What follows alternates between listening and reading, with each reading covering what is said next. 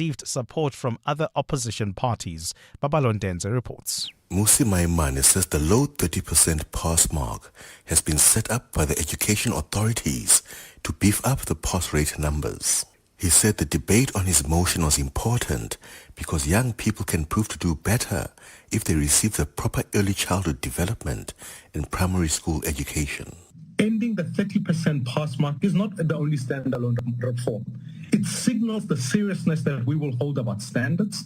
But last night, parties voted on the motion, with the two biggest parties, the ANC and the DA, voting against it, while the EFF, IFP and Action SA voted in support of the motion. House Chairperson Werner Horn read out the results. Order, honourable members. The result of the division is as follows. The ayes 87, the noes 190. The motion is therefore not agreed to.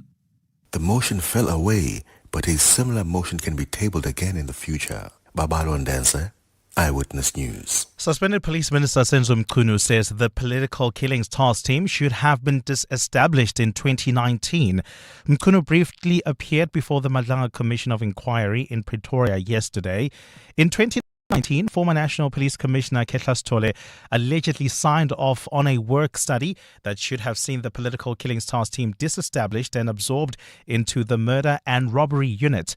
Oren Singh reports. In March last year, police launched an investigation into the progress of the implementation of the work study and found that several task teams, including the PKTT, were still operating. Suspended Police Minister Senzo Meyiwa revealed that the investigation and subsequent report identified the following. Multiple task teams operating without monitoring, without coordination, without budgetary accountability, including political murder team. He claims National Police Commissioner Fani Masemola was in support of the implementation of the work study, but took a full year to sign off on it after certain unions delayed the process. Oren Singh, Eyewitness News. The NPA says it will be studying the High Court judgment that acquitted an apartheid police officer and convicted two others for the murder of student activist Caiphus Nyoka. Judge Mohammed Ismail handed down judgments in the High Court in Johannesburg yesterday in the trial of Nyoka's 1987 murder. The anti-apartheid activist was assassinated by apartheid police in his Daveyton home. Leon van der Berg, Abraham Engelbrecht and Peter Stander were tried for the murder. While the court convicted Engelbrecht and Stander, it found the state failed to prove van der Berg's involvement beyond reasonable doubt. Khomotso Modise has more. While the NPA has welcomed the judgment by the Johannesburg High Court, which found that apartheid police were behind Caiphus Nyoka's murder 38 years later, the acquittal of Major Johan van den Berg is a small loss for the state. Prosecutors argue that van den Berg, who was the senior officer, ordered the raid on Caiphus Nyoka's house, which resulted in his murder. But Judge Mohammed Ismail was not convinced. It also failed to prove that accused number one acted in a common purpose with the others to kill the deceased. Accordingly, accused number one, Mr. van der Berg, is found not guilty on the charge of murder. The NPA's Lumka Manjana says they'll be studying this judgment before deciding on a way forward. Meanwhile, Engelbrecht and Staller have applied for bail pending their sentencing. Their application has been postponed to next week. Khomotso Modise, Eyewitness News at the Johannesburg High Court. And 5 hours of talks between Russian President Vladimir Putin and US President Donald Trump's senior negotiator appear to have failed to produce a breakthrough on securing a Ukraine peace deal. A Kremlin spokesperson says the Moscow meeting was constructive, but parts of the plan remained unacceptable to Russia. Trump's special envoy Steve Witkoff and son-in-law Jared Kushner attended the talks after weeks of intensive diplomacy aimed at ending the war. Putin yesterday said changes proposed by Kyiv and Europe to a US-backed draft peace plan were unacceptable, adding if Europe wants to go to war and starts one, he's ready. Ukraine and its allies have been lobbying the US to amend its draft peace plan, which the White House has sought to secure rapid agreement, and the Kremlin has previously indicated it was receptive to. Gold is trading at $4,226.04 an ounce. The rand is at 17.09 to the dollar, 22.62 to the pound, 19.89 to the euro. Brent crude oil is at $62.19 a barrel. And in the traffic, we've got some delays reported in Jetpack. This is along the R21 South, an accident after Griffiths Road. It is causing some delays there. Please be on the lookout. And then traveling in Protea Glen, do you expect some delays along the N12 East between the R558 and Abu Bakr Drive? And in your sport, Erling Haaland gets 100 league goals in a record 111 games as Man City held off Fulham to win 5-4. Amazulu beat Arrows 1-0 to climb to third in the Betway Premiership. And the Proteas take on India in the second ODI from 10 a.m. A partly cloudy day in store for Gauteng with scattered showers and thunder showers expected. Johannesburg starting at 13 degrees, peaking at 24. Pretoria 15 and 27. Vereeniging 13 and 25. The top story in EWN this hour. The National Assembly has rejected a motion to have the Matric pass rate or pass mark increased to 50%. EWN, in touch, in tune, and independent. For the latest, visit ewn.co.za or download the EWN app. This is Breakfast with Bongani Bingwa on 702. Let's walk the talk.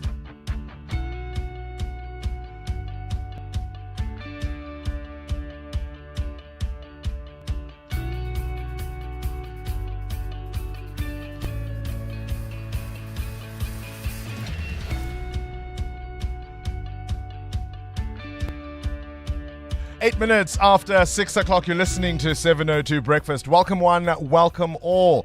We're coming to you live from our studios in the middle of Sandton City, the richest square mile in all of Africa. On our menu today, we look at China and the continent. Is Beijing stepping into a vacuum Washington seems in a hurry to leave, to create? What does it mean that for 53 African countries, no goods exported to China will have tariffs? Or is this a clever way for resource extraction so they get our raw materials even cheaper to make far more expensive finished goods that they sell back to us?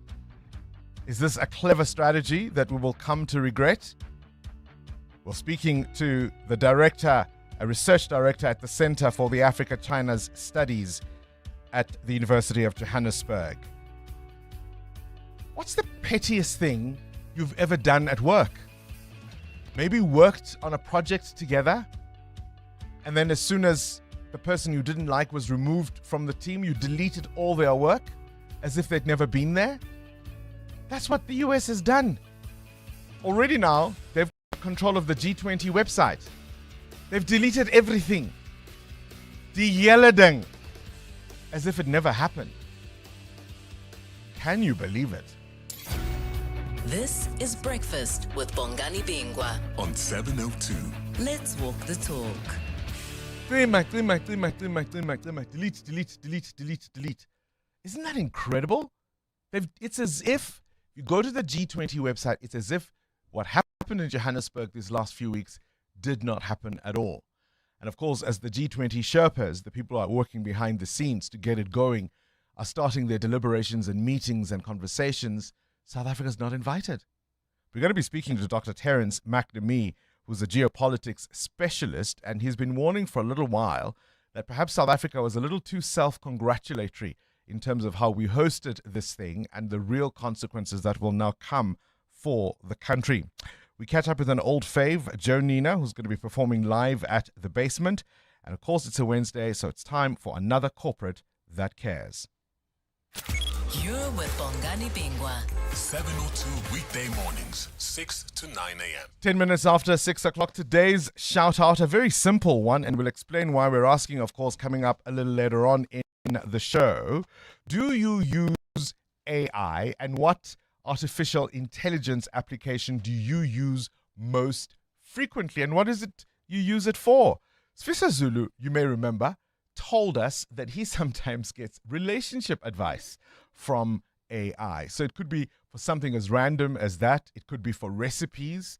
It could obviously be for information that you need in terms of your work. I'm not alone. As always, an entire team of colleagues, Bapelile and Ropfiwa, producers behind the scenes, putting the show together this week. And we've got KG starting the clock.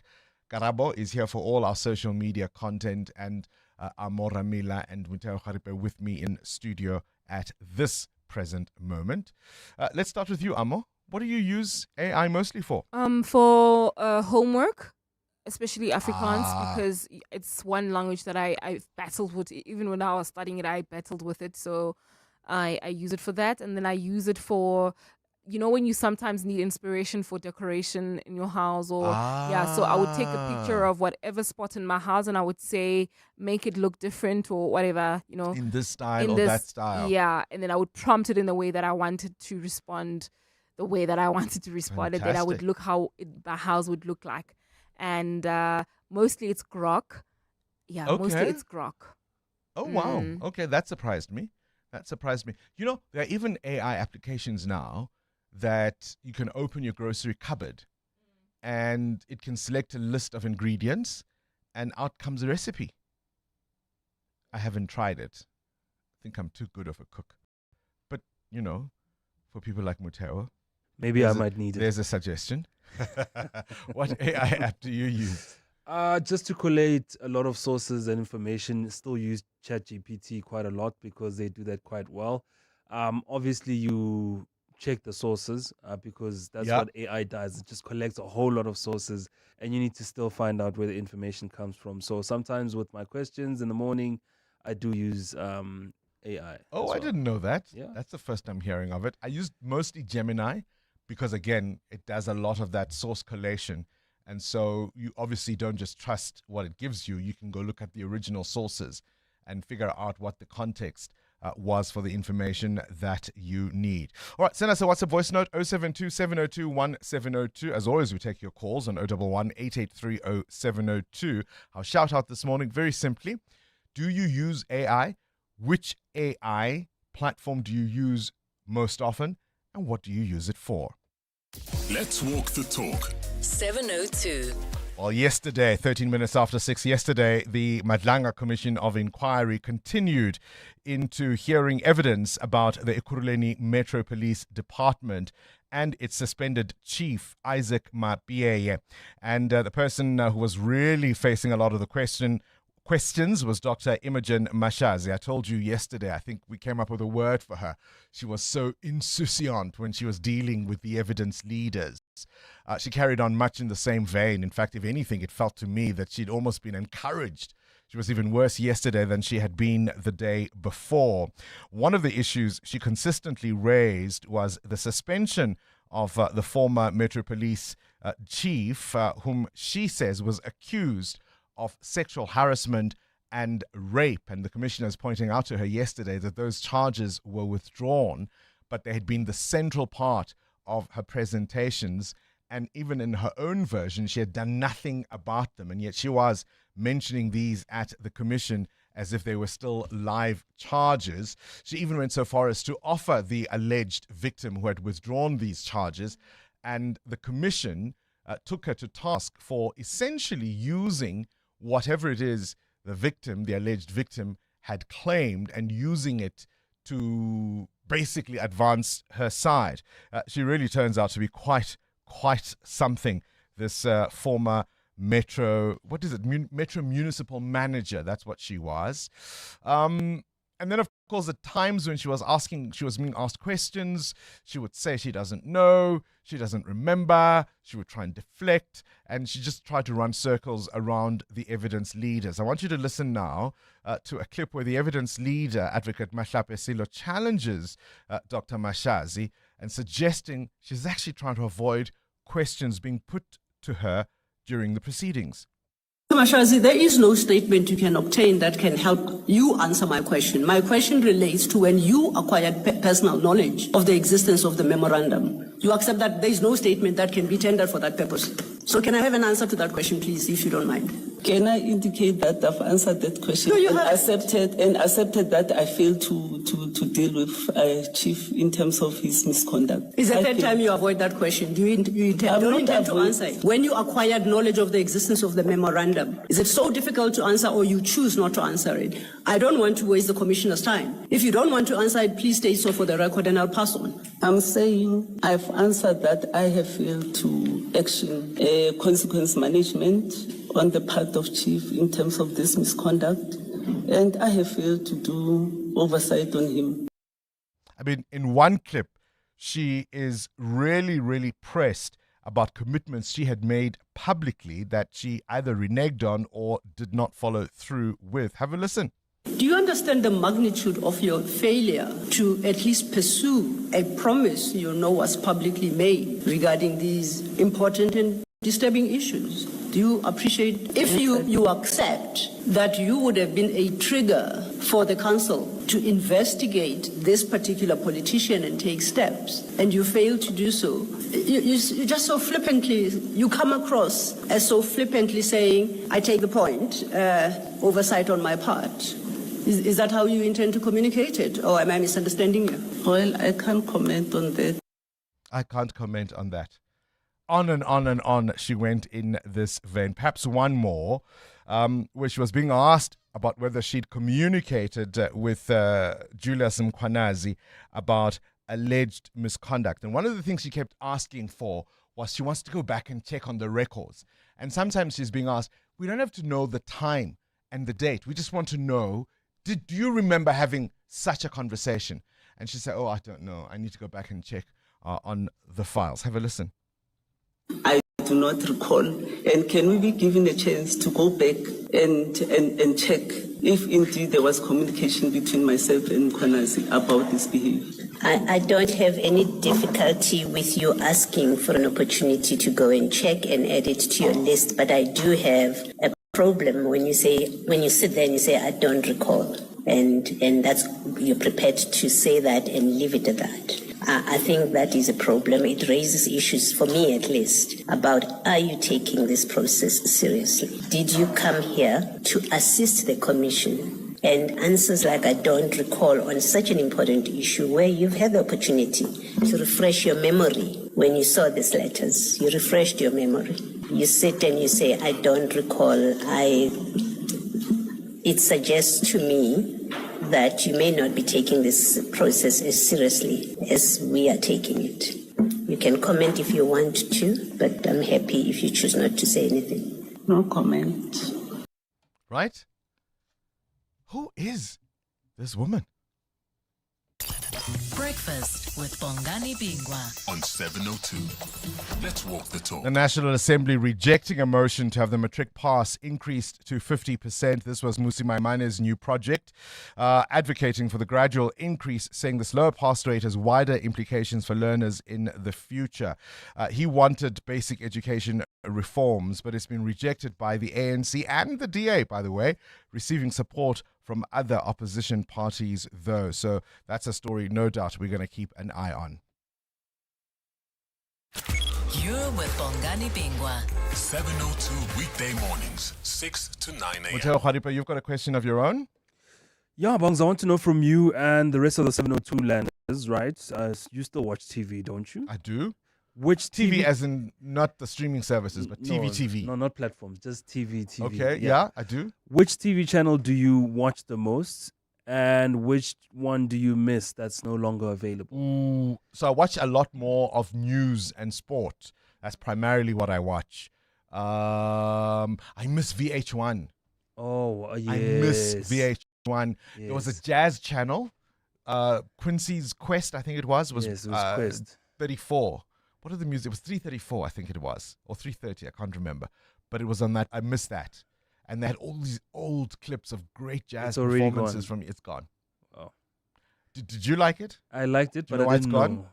I didn't know. Do you know why it's gone? It's not me. Because of you. One viewer. People like you who like jazz but weren't watching it. It's gone, Muteo. I'm curious about what prompts the question. 702.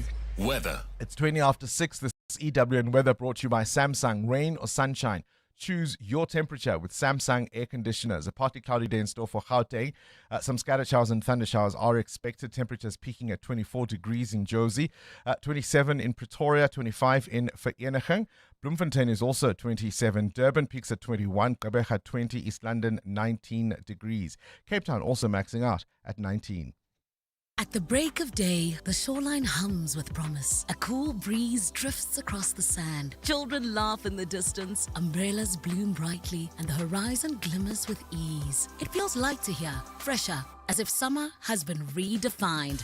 That's the power of Samsung air conditioners in your home, where innovation meets serenity. Make every day a cooler, smarter summer. Shop at Samsung stores, online, or speak to your authorized installer. EWN Traffic. 21 after 6, this EWN Traffic brought to you by Outsurance. SMS out to 45142 now. You could save on your car insurance. If you don't, ask them for 500 Rand. Good morning once more, Amo. Let's take a look at the roads at this hour.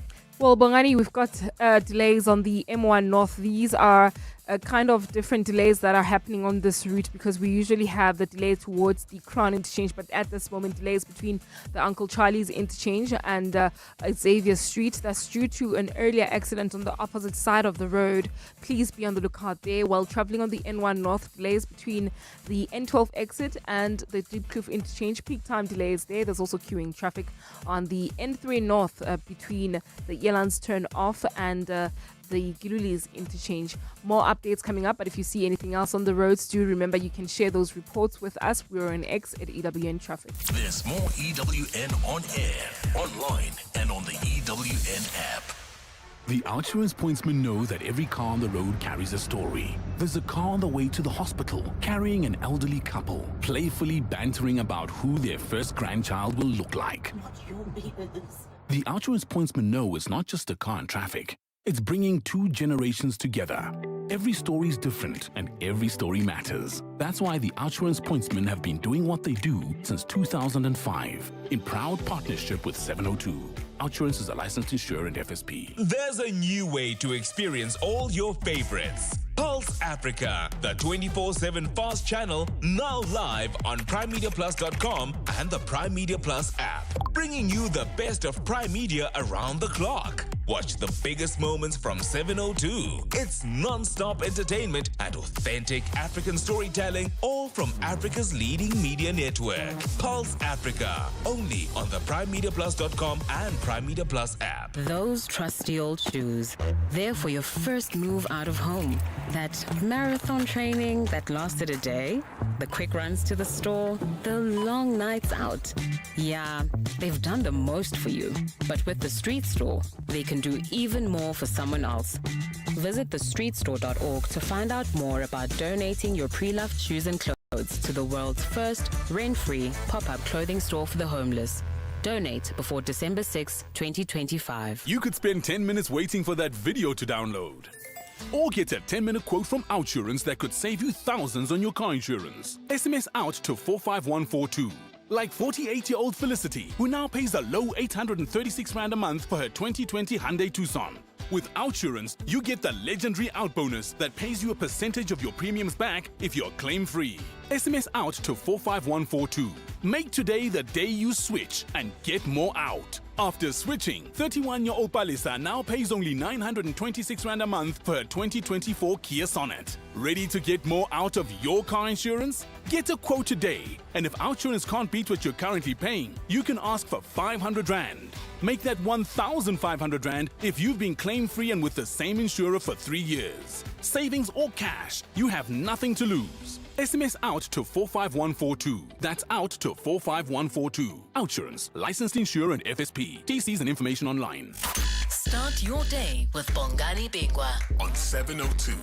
Let's walk the talk. 25 minutes after 6 o'clock, things you need to know at this hour. Cape Town opening its first shelter for men and LGBTQI plus people affected by gender-based violence. It's a space where survivors aged 18 to 60 can find immediate protection and support. Even children under 8 can stay with their parents. I've got a GBV story I want to tell you about. I'll give you more details a little after 6 o'clock, but this kind of intervention is clearly needed, but one wonders if the system as a whole really functions to support what the society is doing. Meanwhile, President Cyril Ramaphosa is in Mozambique for the 4th South African-Mozambique binational Commission. He's also going to be looking at the launch of Sasol's new hydrocarbons project, which is aimed to strengthen ties between the two countries. It's a scene you can almost hear, isn't it? Families gathered around a tree, festive lights twinkling, and someone inevitably shouting over the laughter. Is Die Hard a Christmas movie? There's a new poll that suggests most people think not. 44% say it's just a Bruce Willis action film, and even he agrees, or agreed. 38% still holding it out as a holiday classic. And I wonder, what's your go-to family Christmas movie? And it could be anything from, Jingle All the Way, Love Actually, the Best Men series. Those are sort of nice Christmas movies to watch. The Preacher's Wife. Do you have a go-to family Christmas movie, Mattel?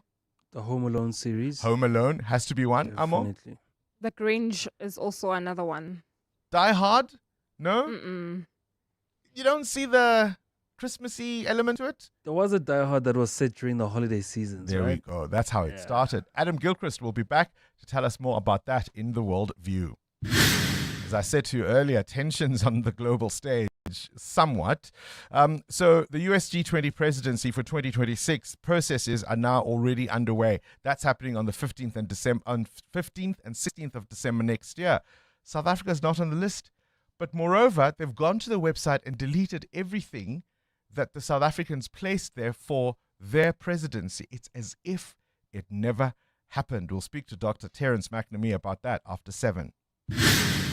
And in a slice of history, but kind of a lighter note, it was on this day in 1927, aboard the International Space Station, Italian astronaut Paolo Nespoli said he missed pizza. So guess what? Mission Control sent him the ingredients, and the crew held their first ever pizza party in space, slices floating all around them.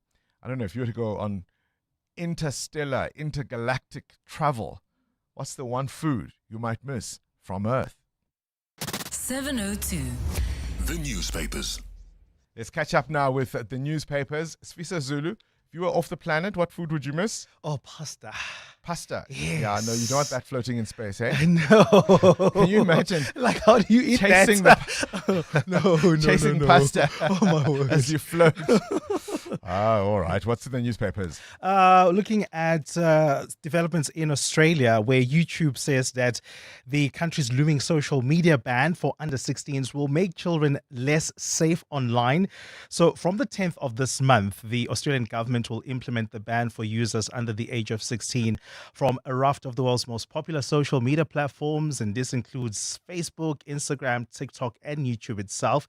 And the government says young people need to be protected from predatory algorithms. But YouTube argues that users could still visit the websites without an account, and the platform will not be able to pick up the person's age. And this will lead to the under 16s losing access to features such as well-being settings and safety filters. So they're arguing that these kids could just go online without their accounts, and they'll find a way. They'll find a way, essentially. But maybe the protections will still work for those few that would otherwise have been nabbed by these social media platforms. The front page of the Business Day: GDP growth streak extends, if only slightly.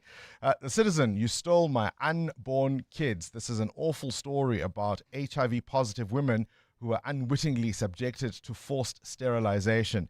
And the front page of the Sowetan this morning: Meyiwa caught, hit plot foiled. Meyiwa caught, hit plot foiled. Police looking for people who fit the profiles of men believed to be part of a mission to kill state officials. This is at the Senzo Meyiwa trial. Extraordinary.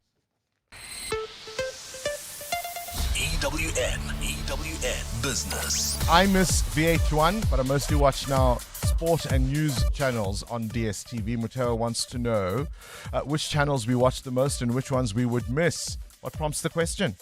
Well, Bongani, local subscribers of DSTV could see some 12 TV channels removed from their bouquets. The pay TV channel owner MultiChoice says the current distribution agreement between the company and Warner Bros. Discovery is set to expire at the end of the year. Now, the company says while discussions between the media firms continue, no agreement has been reached as yet. If no deal is inked by the end of December, a number of Warner Bros. Discovery channels may no longer be available on DSTV Like on what? the 1st of January. Which ones? You like news? CNN could be gone if they don't reach an agreement. Discovery Channel itself, TNT Africa, Cartoon Network for the kids, a Food Network for foodie like you, Travel Channel. If you so Travel Channel is one of those.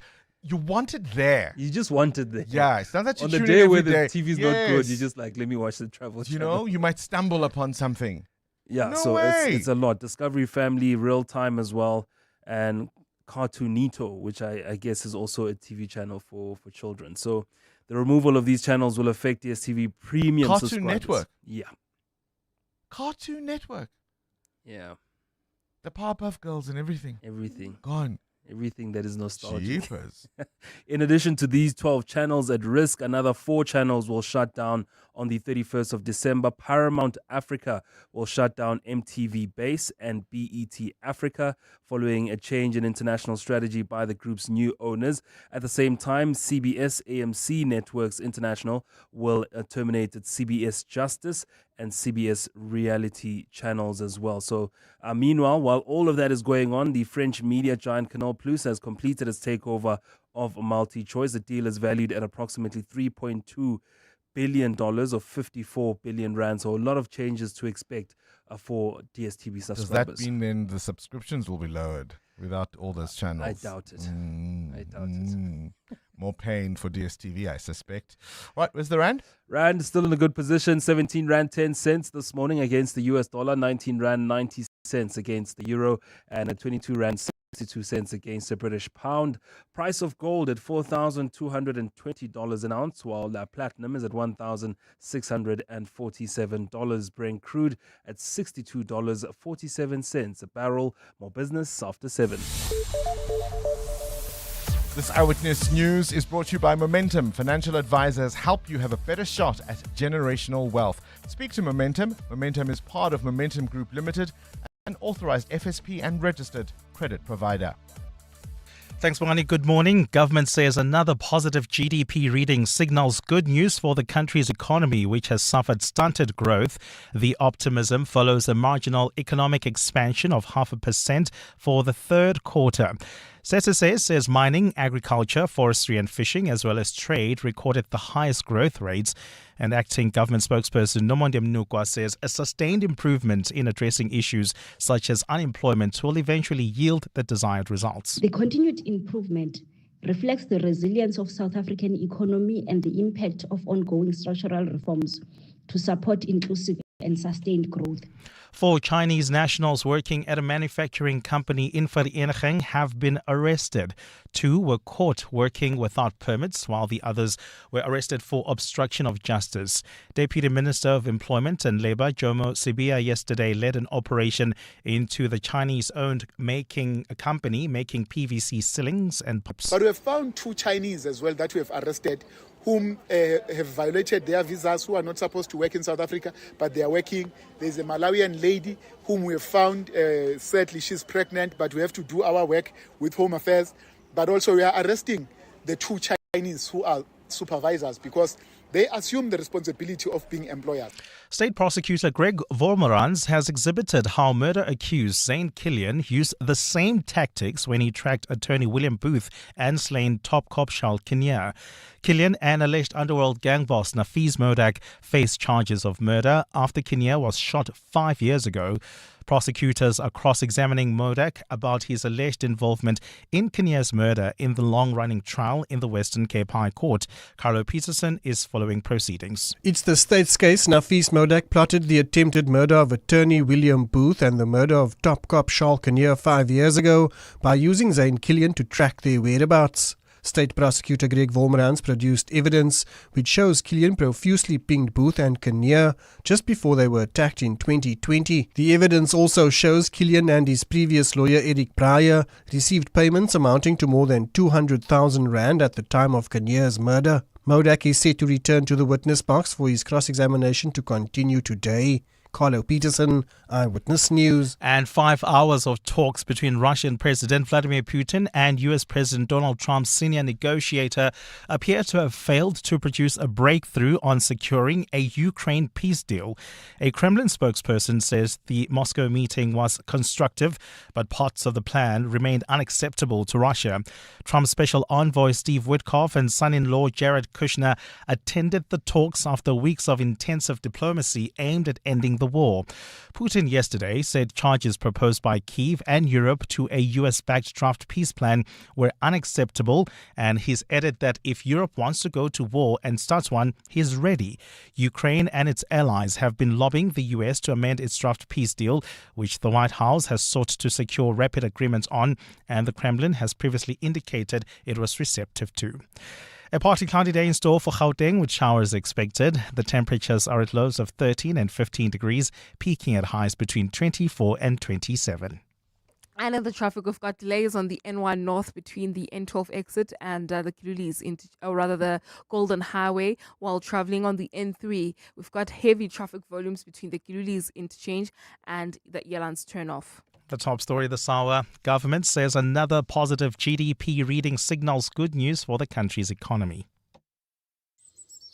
They say the early bird catches the worm. Great advice, unless you're the worm. Generic so-called wisdom doesn't work for everyone, so I settle for a financial plan that's one size fits some. Momentum accredited financial advisors take the time to get to really know your unique situation. Advice meets your context. Momentum, your journey to success. Momentum is part of Momentum Group Limited, an authorized financial services and registered credit provider. You want to build a quality home, the eye-catching jewel of the town, but your personality type is bargain hunter. It's only been 2 months and your quality home is the neighborhood nightmare. So abantu bazotini about the peeling paint that you call abstract art, the cracked walls that look like frown lines. Skip the embarrassment and the hunting. Make smarter decisions for your home. Visit Cashbuild online to order quality cement, paint, and more at the lowest prices. Cashbuild. Some moments only come around once, like the Audi year-end sale. Get the Audi A1 from 6,999 per month with no deposit, a 90-day payment break, so you only start paying next year. Plus, a guaranteed buyback. There's limited time to show up, but unlimited time to stand out in the Audi A1. Visit audi.co.za or your nearest Audi dealer before the 24th of December. T's and C's apply. Hey guys, this is Robert Marawa, HollywoodBet's brand ambassador. Playing responsibly is part of the winning strategy. Make smart choices and continue to score. If you or someone that you know needs help, call the South African Responsible Gambling Toll-Free Counseling Line on 0800 006 008 or WhatsApp help to 076 675 0710. Hollywood Sportsbook is a licensed betting operator. HollywoodBet supports responsible gambling. No persons under the age of 18 years are permitted to gamble. Winners know when to stop. 702. WhatsApp Bongani on 072 702 1702. Good morning, Bongos. I hope you're well. Good morning, listeners as well. I recently used ChatGPT for a tax question that I had. I thought I owed the taxman, only to find out that no, the taxman owes me. So ChatGPT wrote a little thing for me that I would have to submit to the taxman. I obviously had to double check it. Then I submitted it. Then some 3-4 days later, I got a tax refund. So those are the types of things that I usually use ChatGPT for. Thanks. Good morning, Bongos. Thanks for a great show as always. Neo from Pretoria. I do use AI. Gemini, to be precise, it's the Google AI app. I use it to create my own quotes, poems, or sayings, and also, like the last time I used it, I was composing lyrics to a song. And secondly, on the other note, I think ANC is failing us again with this Matric pass rate. If I can add my 2 cents worth. Thanks for a great show. Cheers. Bye. No, Amo, no. Using AI for homework as a teacher, that's cheating. France, job excel. Morning, Bongani and team. I use AI for relationship advice, gives the best advice, usually very objective, can sometimes become very judgmental, and that's when I drop the conversation, but definitely use it for relationship advice. Thank you. I don't know if I should judge you for being judged by AI. Oh, we're asking the question, which AI app or platform do you use most frequently, and what do you use them for? Tax assessments we're hearing, or calculations, ChatGPT, Gemini coming out for quotes, lyrics, sayings. AI for homework isn't necessarily cheating, surely, particularly if you as the parent don't quite understand the information you're trying to help your child get over the line. Yeah, also it's not like you are, putting Copying and pasting the everything answers. there. Yeah. There's few things that are confusing, then you put it there and it helps you understand what the sentence means. Or what the formula might be, Or what? right? Well, I mean, I'm not at that stage yet. Yeah. Okay. Relationship advice. Cindy? So I use ChatGPT. There was a big hoo-ha in our house because my husband was a fan of Grok and I was a fan of ChatGPT, and he has now come over to the ChatGPT side. Watched a very interesting YouTube video the other day where they put the 5 AI apps against each other and ChatGPT came out tops. I have heard of Matric students being warned, like the equivalent of a yellow card. I know on IEB level, if they get caught using ChatGPT for any of their homework or assignments in Matric, you can actually get, as far as I understand, you can get sanctioned quite heavily if you use ChatGPT and you get caught and you're not supposed to be using ChatGPT. I caution parents against the translating of Afrikaans Homework. to English or Yeah. English to Afrikaans. I learned the very hard way about 2 years ago. But that wasn't ChatGPT, that was Google Translate. yeah. But I use ChatGPT, for example, if I get sent a contract. I recently got sent a contract. I copy pasted the entire contract into ChatGPT, and then you have to ask the right questions. So if you don't ask the right questions, you're not going to get the answers that you're looking for. But it managed to tell me all the pros and cons of the contract, where I might want to push back, where the red flags are, where I could get caught, where I could be held liable. It was actually a very useful. It's a very useful tool. Did you sign the tool. contract? I did, with the red flags that ChatGPT had given me. I said, okay, cool, but on condition that X, Y, Z. That. Yeah, All right. it's a big help. All right. I'd like to know which AI application do you most frequently use and why? EWN Sport. Cindy, I don't know whether this is fair or not. Every now and again comes an athlete, a I know what you're sportsman going to say, and it's not fair. who does amazing things, truly Yes. impressive Yes. abilities, but just doesn't catch the imagination of the public. Yes. For a reason that isn't always easy to explain. Erling Haaland. Yeah. I think he came. I think the thing there was that he had such a phenomenal, explosive first season. Yeah. And then he kind of struggled after that, and now he's back. Whereas the Ronaldos and the Messis were just consistent from get-go, right? So would you rather have somebody who has explosive every now and then, or would you rather have somebody who's consistent? But in saying that, He's got some records. Erling Haaland, I think people just don't like how he looks. I like a Viking. I like Erling Haaland. I like Erge Snyman. I like these big brute guys that come in and just smash everybody. Yeah. Maybe it's genetics. Maybe that's where I'm from. But yeah, so Erling Haaland scored the fastest century of league goals as Manchester City fought to a 5-4 win over Fulham. Haaland's opener marked 100 goals in a record 111 games. City were 5-1 up in the second half. They watched Fulham stage a fight back through sub Chukwueze, who scored twice, and Fulham had a shot cleared off the line in stoppage time. Here's Haaland. Yeah, it's huge, and I'm really proud, and of course it's a massive thing, and 100 club is a nice thing to be in, and I'm happy. Yeah, I knew about this, and that's what I tried to do. I tried to help the team with scoring goals, and yeah, that's my job. Tottenham Hotspur held Newcastle 2-2 with an equaliser in the 95th. Everton beat Bournemouth 1-0. They're up to 9th. Banyana got a 2-0 win over Morocco last night in a friendly. Notlankla Mtandi and Nokolo Sesane got goals in the second half.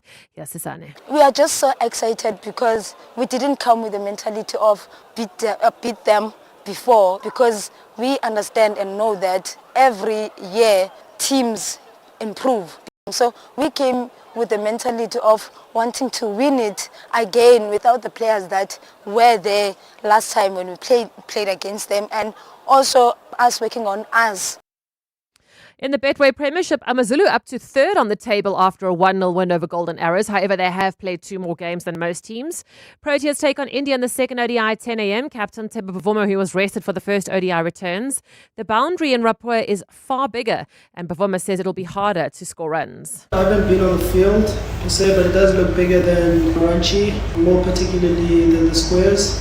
So I'm sure that will come into play. Straight boundaries doesn't make too much of a difference. But yeah, I guess from a batting point of view, you'll have to run your ones and twos. From a bowling point of view, you probably want to use the longer square boundaries to your advantage.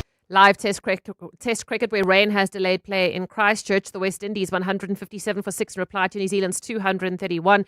It's day 2 of the first test. Hope made 56. Henry has taken 3 wickets. And the draw for the 2027 Rugby World Cup will be done today. There's 24 teams competing. That's 4 more than before. So 2027 requires a new format. It'll be 6 pools of 4 teams. The top 2 teams will then progress. And there's one big change for this tournament. A round of 16 has been introduced as the first knockout stage. Cindy Paluta, Eyewitness News Sport. Business Outsurance are experts in business insurance for optometrists, surgeons, and other medical specialists. Here's Chrissy. Business Outsurance is the best insurer for my business. They have great premiums, wonderful service. I know without a doubt that Outsurance has my back, and you always get something out with Outsurance. Switch to Business Outsurance and you could get a massive 20% discount on your business insurance premium. Visit outsurance.co.za. Switch and save today. Licensed insurer and FSP. TCs and information online. You want to build a quality home, the eye-catching jewel of the town, but your personality type is bargain hunter. It's only been 2 months and your quality home is the neighborhood nightmare. So abantu bazotini about the peeling paint that you call abstract art, the cracked walls that look like frown lines. Skip the embarrassment and the hunting. Make smarter decisions for your home. Visit Cashbuild online to order quality cement, paint, and more at the lowest prices. Cashbuild. The brainy kids of the Whiz Quiz. On 702. Hi, Uncle Bongani. My name is Tulenganyo Tsaone. You can call me Tuli or Tsaone. And I go to Pretoria High School for Girls. When I grow up, I would like to become a cardiologist or an IT architect. And I would really like to play the Whiz Quiz with you. The way technology is moving, Tuli, is you can probably do both, right? Marry both into one career. But can you walk away with 10,000 Rand? 702. Coming up at 7:15, the big interview. EWN traffic. Let's catch up with the roads 11 to 7. That crash on the N12 East. Has that been cleared, Amo? Oh, it hasn't been, Bongani. It's in the Protea Glen area right after the R558. It's causing heavy traffic volumes approaching Abu Bakr Drive. Please be on the lookout there. While traveling on the Mike 1 North, we've got peak time delays. This is between the Boysons Road exit and Carr Street. That backlog that was just near Xavier Street has been cleared. Traffic is now flowing there. And then traveling in Germiston, got some delays on the N3 North between the Elands turn off and the Geldenhuys interchange. More updates coming up. Do stay tuned. There's more EWN on air, online, and on the EWN app. Crazy stores got deals galore and everything you need, from tinsel presents, wrapping, and a star for your Christmas tree. We've got all sorts of games and sports, many toys to buy, stationery, arts and crafts. Come on and don't be shy. No need to panic. Shop, we're your one-stop Christmas spot. Your table will be dressed and you will not be stressed. When Christmas Eve is here, you'll want to sing and cheer. I got everything at the Crazy Store and I can't wait for next year. Hey, you never know what you might find this Christmas. Hi, this is Carol Shabalala, Hollywood Bets brand ambassador. It's more fun when it's for fun. Playing responsibly is always a winning strategy. If you or someone you know needs help, call the South African Responsible Gambling toll-free counseling line on 0800 006 008 or WhatsApp HELP to 076 675 0710. Hollywood Sportsbook is a licensed betting operator. Hollywood Bet supports responsible gambling. No persons under the age of 18 years are permitted to gamble. Winners know when to stop. At Checkers, we do more so you get extra this Christmas with over 2 billion rand in festive savings. Like Clover Crush 100% fruit juice blend 1.5 litres, any for $38.99 each. And Colgate Triple Action 100ml or Active Salt toothpaste, 75ml, any two for 30 rand. Plus, stand a chance to win your share of 7 million rand in prizes. Simply buy any 3 qualifying products and swipe your extra savings card to enter.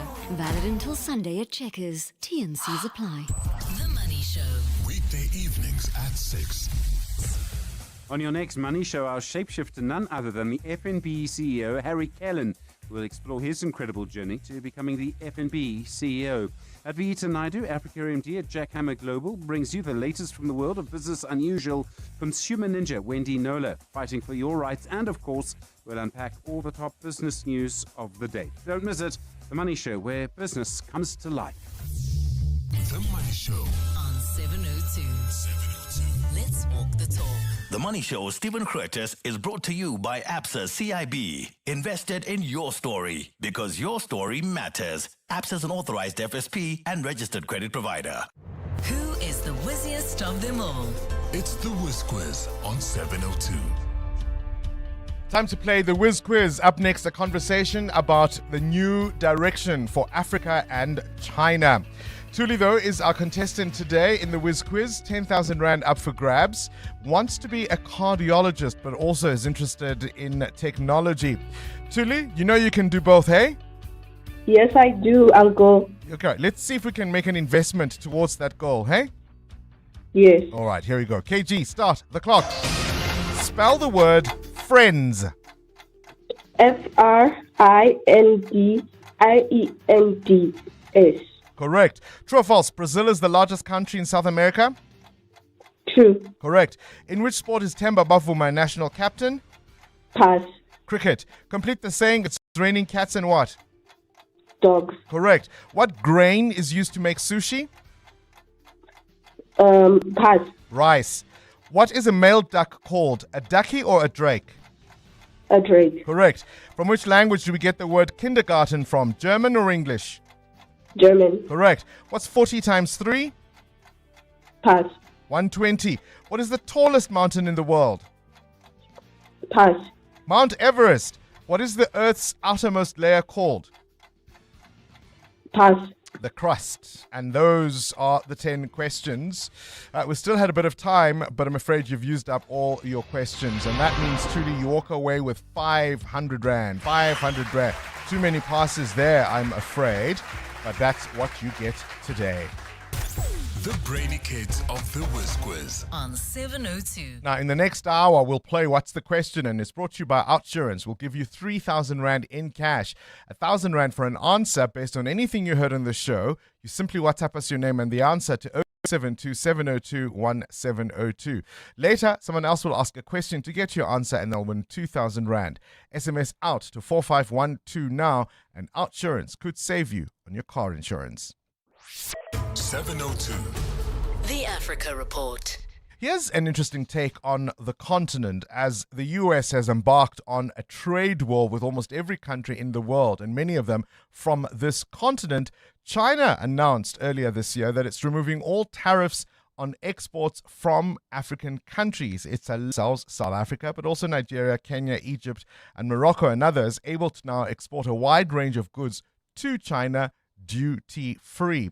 There are critics, though, who caution, what if this is just a strategy in terms of raw material extraction? In other words, we give them our raw materials and they export them back to us as finished goods, charging us far more. We're joined now by Dr. Emmanuel Matambo, who is a research director at the Center for Africa-China Studies at the University of Johannesburg. A pleasure to have you on the show. Thank you so much for your time today. Good morning, Mr. Bengwanda. Good morning to your listeners. Thank you for the kind invitation. All right, so the removal of these tariffs from African exports by China, a game changer? Not really. As long as Africa's industrial capacity remains as limited as it is, these tariff removals will just give us an outlet, so to say, an alternative to kind of suppress some of the adverse impacts that have been coming from the imposition of White House tariffs. But otherwise, as long as most of the consignments that we ship to China remain raw materials, then yes, the asymmetries that we have seen in our trade with traditional allies will still remain intact, largely speaking. How do we get it right? Because there was a time when China might have been in a similar position to where we are. How do we get it right so that this trade imbalance with countries like China changes? China did two things that were very helpful for its own development, especially starting from 1978. The first thing that it did was to make use of its competitive advantage, which at that time was a very big labor base, and which saw the exportation of a lot of industries from the West to China, where costs for labor were considerably lower. The second thing that China did was to upskill its citizens, and we had a decade in the 1980s where China was sending hundreds of thousands of its students to the United States, to the countries in Europe, and to Japan as well, to go and learn technological skills. That is what we need to be doing as Africa today. Yeah. We are a continent of very young people. In most African countries, the median age still remains 19 years of age. But what are we doing with those people? The fact that we are not skilling those young people, we are creating a ticking time. Dr. Matambo, is it a fair ask of the continent, though? China is one country, very centralized in terms of its governance under the Communist Party, particularly at the point that it started making those changes from the late 70s onwards. We are a continent of 54 countries. We may have the Indians, but we also have too many chiefs. And that is where it all starts, Bongani, isn't it? Because we have plans, we have had plans at the Organization of African Unity level, and now which is called the African Union, where we had the Lagos Plan of Action to integrate the entire African continent. So that when we negotiate with the force of about 1.4 billion people. Today we have the African Continental Free Trade Area. So how do we make sure that even in our regional bodies, even before we come to the continental rubric, we use our regional bodies to make sure that we marshal our resources together? Unfortunately, we have failed even those elementary tests. And we have seen today the breakup of very promising regional bodies such as ECOWAS, where the Sahelian states of Mali, Niger, and Burkina Faso have broken away. We see that with the coup that happened in Guinea last week, that ECOWAS will further be even broken away. So unfortunately, we are even failing at the elementary level of uniting as an African continent, because unfortunately, in issues of trade and in issues of economics, scale matters. You cannot negotiate with a country that is vastly superior to China. We have countries in Africa that are less than 3 million people. How are they going to realistically leverage themselves when they negotiate with China, a country of 1.4 billion people? I mean, the Kenyan president, William Ruto, famously made mention of how African leaders are often called into these international summits as a collective, and lucky really to have two sentences to speak because there are so many of them. And whoever it is, of course, that may be hosting them, whether in Europe or North America or even in Asia, gets a lot more time to speak. And so it's always this arrangement of almost a school teacher and the school children. That needs to change.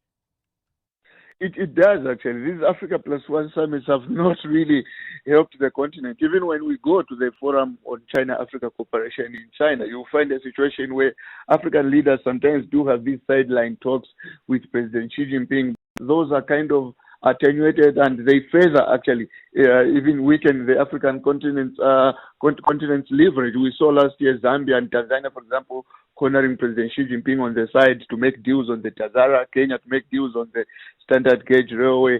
Unfortunately, as long as we do not have the force of the continent behind us, the asymmetries that we have had with the West will still remain, even as we negotiate with China. In the short term, though, going to China looks very attractive because of just the disruptive nature of the White House since Donald Trump returned there. But we have to have more sight.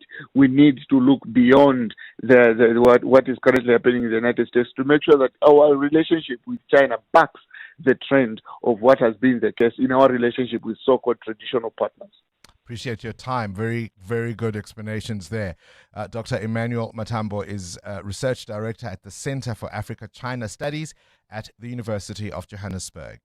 702. Coming up, the big interview. As if it never happened, we're going to look at the G20 that is going to be hosted by the United States. Already, you might say, details such as what might be on that website already removed.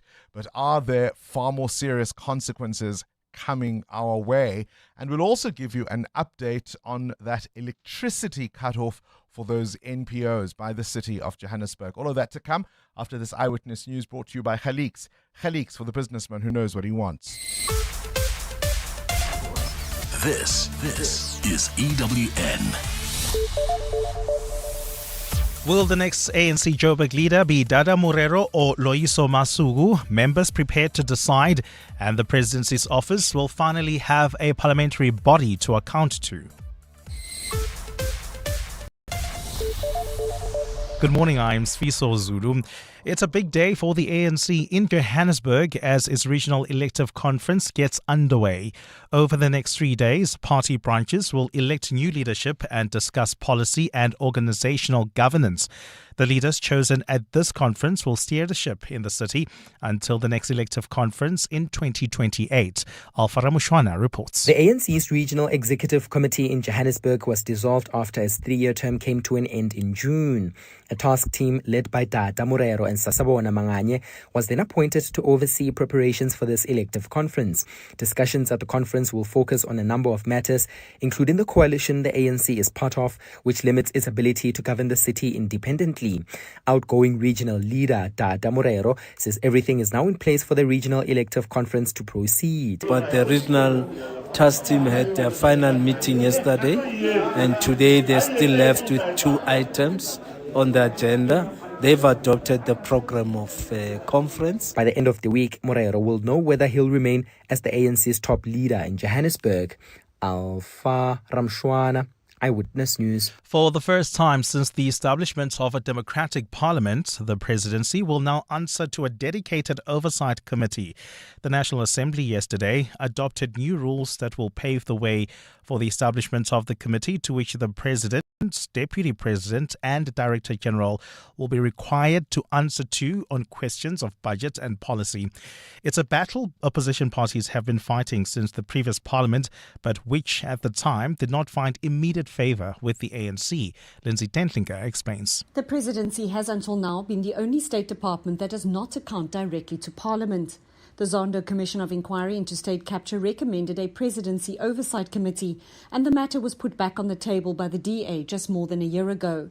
It's now being proposed that the Director General in the presidency appear before a presidency committee to explain matters related to the budget.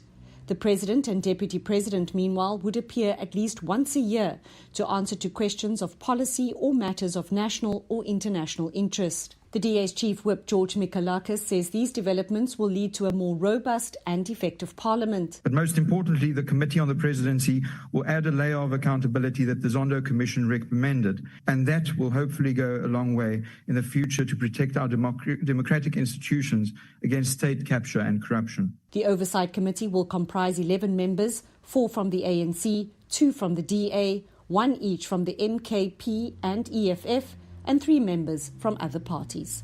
Lindsay Dentlinger, Eyewitness News, Parliament. The National Assembly has rejected a motion to have the Matric pass mark increased to 50%. Build One South Africa leader Musi Maimane introduced the motion, which advocated for the gradual increase, saying a lower pass rate has wider implications for learners in the future. The move that called for greater basic education reforms was rejected by the ANC and DA, but received support from other opposition parties. Babalondense reports. Musi Maimane says the low 30% pass mark has been set up by the education authorities to beef up the pass rate numbers. He said the debate on his motion was important because young people can prove to do better if they receive the proper early childhood development in primary school education. Ending the 30% pass mark is not the only standalone reform. It signals the seriousness that we will hold about standards. But last night, parties voted on the motion, with the two biggest parties, the ANC and the DA, voting against it, while the EFF, IFP and Action SA voted in support of the motion. House Chairperson Werner Horn read out the results. Order, honourable members. The result of the division is as follows. The ayes 87, the noes 190. The motion is therefore not agreed to. The motion fell away, but a similar motion can be tabled again in the future. Babalo Ndanza, Eyewitness News. And the search for missing Malaysia Airlines flight MH370 will resume at the end of December, more than a decade after the plane disappeared. The Boeing 777, carrying 239 people, vanished from radar screens on March 8, 2014, while en route from Kuala Lumpur to Beijing in one of aviation's greatest enduring mysteries. The plane has not been found since. Malaysia's Transport Ministry says maritime exploration firm Ocean Infinity will conduct the search in a targeted area that's assessed to have the highest probability of locating the aircraft. Relatives of the victims voiced hope in February that a new search could finally bring some answers. Gold is trading at $4,221.42 an ounce. The rand is at 17.10 to the dollar, 22.63 to the pound, 19.90 to the euro. Brent crude oil is at $62.49 a barrel. And in the traffic in Jetpack, we still have got that accident on the R21 South. It's right after Griffiths Road. It's causing delays. There's also queuing traffic on the N3 North between Vincent Chabalala Road and the Baklu interchange. That's due to roadworks. And in your sport, Manchester City held off a Fulham fight back for a 5-4 win. Spurs held Newcastle. Everton beat Bournemouth. Banyana cruised to a 2-0 win over Morocco in a friendly. The Proteas play India in the second ODI from 10 a.m. And the draw for the 2027 Rugby World Cup will be done this morning. A partly cloudy day in store for Gauteng with scattered showers and thunder showers expected. Johannesburg is at a low of 13 degrees, peaking at 24. Pretoria 15 and 27. Vereniging 13 and 25. The top story in EWN this hour. It's a big day for the ANC in Johannesburg as its regional elective conference gets underway. EWN, in touch, in tune, and independent. For the latest, visit ewn.co.za or download the EWN app. And just like that, it's the end of the year. Time to celebrate all the successes, toast to all the challenges, and reward your loved ones and yourself for a job well done. This Christmas, Khaliq's has thoughtful gift ideas at incredible value for money, from polo shirts and beautiful cotton shirts to fragrances, sneakers, and more. Get your Christmas shopping in the bag and make the thought count by counting on Khaliq's, for the businessman who knows what he wants. This is Breakfast with Bongani Bingwa on 702. Let's walk the talk. 8 minutes after 7 o'clock, your thoughts on the National Assembly rejecting that motion by Build One South Africa, Musi Maimane, as far as what it ought to take to pass a grade in South Africa. And it's never as simple as it is often presented, right? Because it's not a 30% across the board. I think there's a number of combinations that have to work together. You must get at least 40% in your home language. That's compulsory. And then 40% in 2 other languages, and then 30% in 3 others. It's a mixture of those sorts of combinations. Good enough, Muteo Haripe? I think if I compare it to when I went to school, we still had higher grades. Standard grade, lower grade. The system then worked for an economy that still could, you could still get a job with a lower grade pass. But these days, I think the pass rate should be a little higher because it's more competitive out there in the job market. And it's not going to be as easy because your parents used to tell you that they'd walk out from one job, go across the street and get another. It's not that type of economy. Those times have changed, because there's even an argument that has been made to say actually this one is even more stringent than the old system, because that would just lower you. You could do all your subjects, for example, in the lower grade, which then I think had a 33% pass or something of that sort. They say this one is a little tough, or at least tougher than that. But how do we as a society get comfortable with the idea of passing kids who don't know the majority of the information they're meant to learn. How's that acceptable? This is Breakfast with Bongani Bingwa on 702. Let's walk the talk. We're busy in the period of 16 days of activism, right? This is against violence, against women and children. Men, I suppose, included too. How seriously do we take GBV beyond social statuses that are purple, beyond threats to bring the country down? Yesterday, I got a message as I woke up to come to work in the early hours from my son who had returned from a police station following a GBV incident. As you can imagine, my eyes popped out. He had heard a ruckus next door. And he says he only woke up about 10 o'clock in the evening because he thought the more this carries on, the more likely my dad will wake up and he's going to be very grumpy. And he says, initially, I just went to go check for selfish reasons. Long story short, it was a woman who was trying to get to the neighbor's house, who was claiming her sister had been held hostage by the neighbor for over 24 hours, who wouldn't release her. So he says, well, let's go to the police station. She says, no, the police will take too long. And he says to her, well, you can't stand here like this. I mean, you yourself now are at risk. This is about 10:30 in the evening. So they go to the local police station, which is a few hundred meters away from where we live. They speak to a female officer who takes note of what they've said and asks them to sit down. He says, we were just a little confused because after about 15 minutes, this woman still hadn't said anything. So then he asks her, well, what's going on? She says, no, we were waiting on a police unit to arrive. They sat for another 45 minutes before said unit arrived. Again, no explanation, except they must now repeat the story to the new arrivals. But again, they're told to sit down. He says 30 minutes later, I ask, well, the unit has arrived. And they're told, no, we must wait for 2 units to arrive. This is at the Sandringham police station.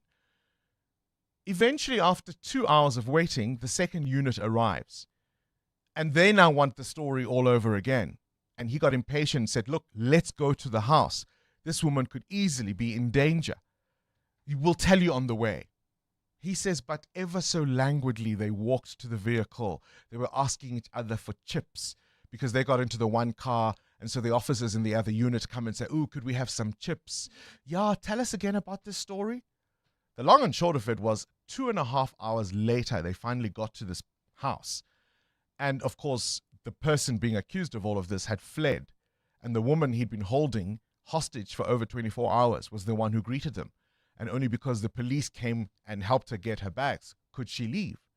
And he kept wondering, what? And isn't this how they kill them? Isn't this how women get murdered? And we tell ourselves we're serious about gender-based violence in this country? 702. Up next. The Big Interview. It's 13 minutes after 7 o'clock.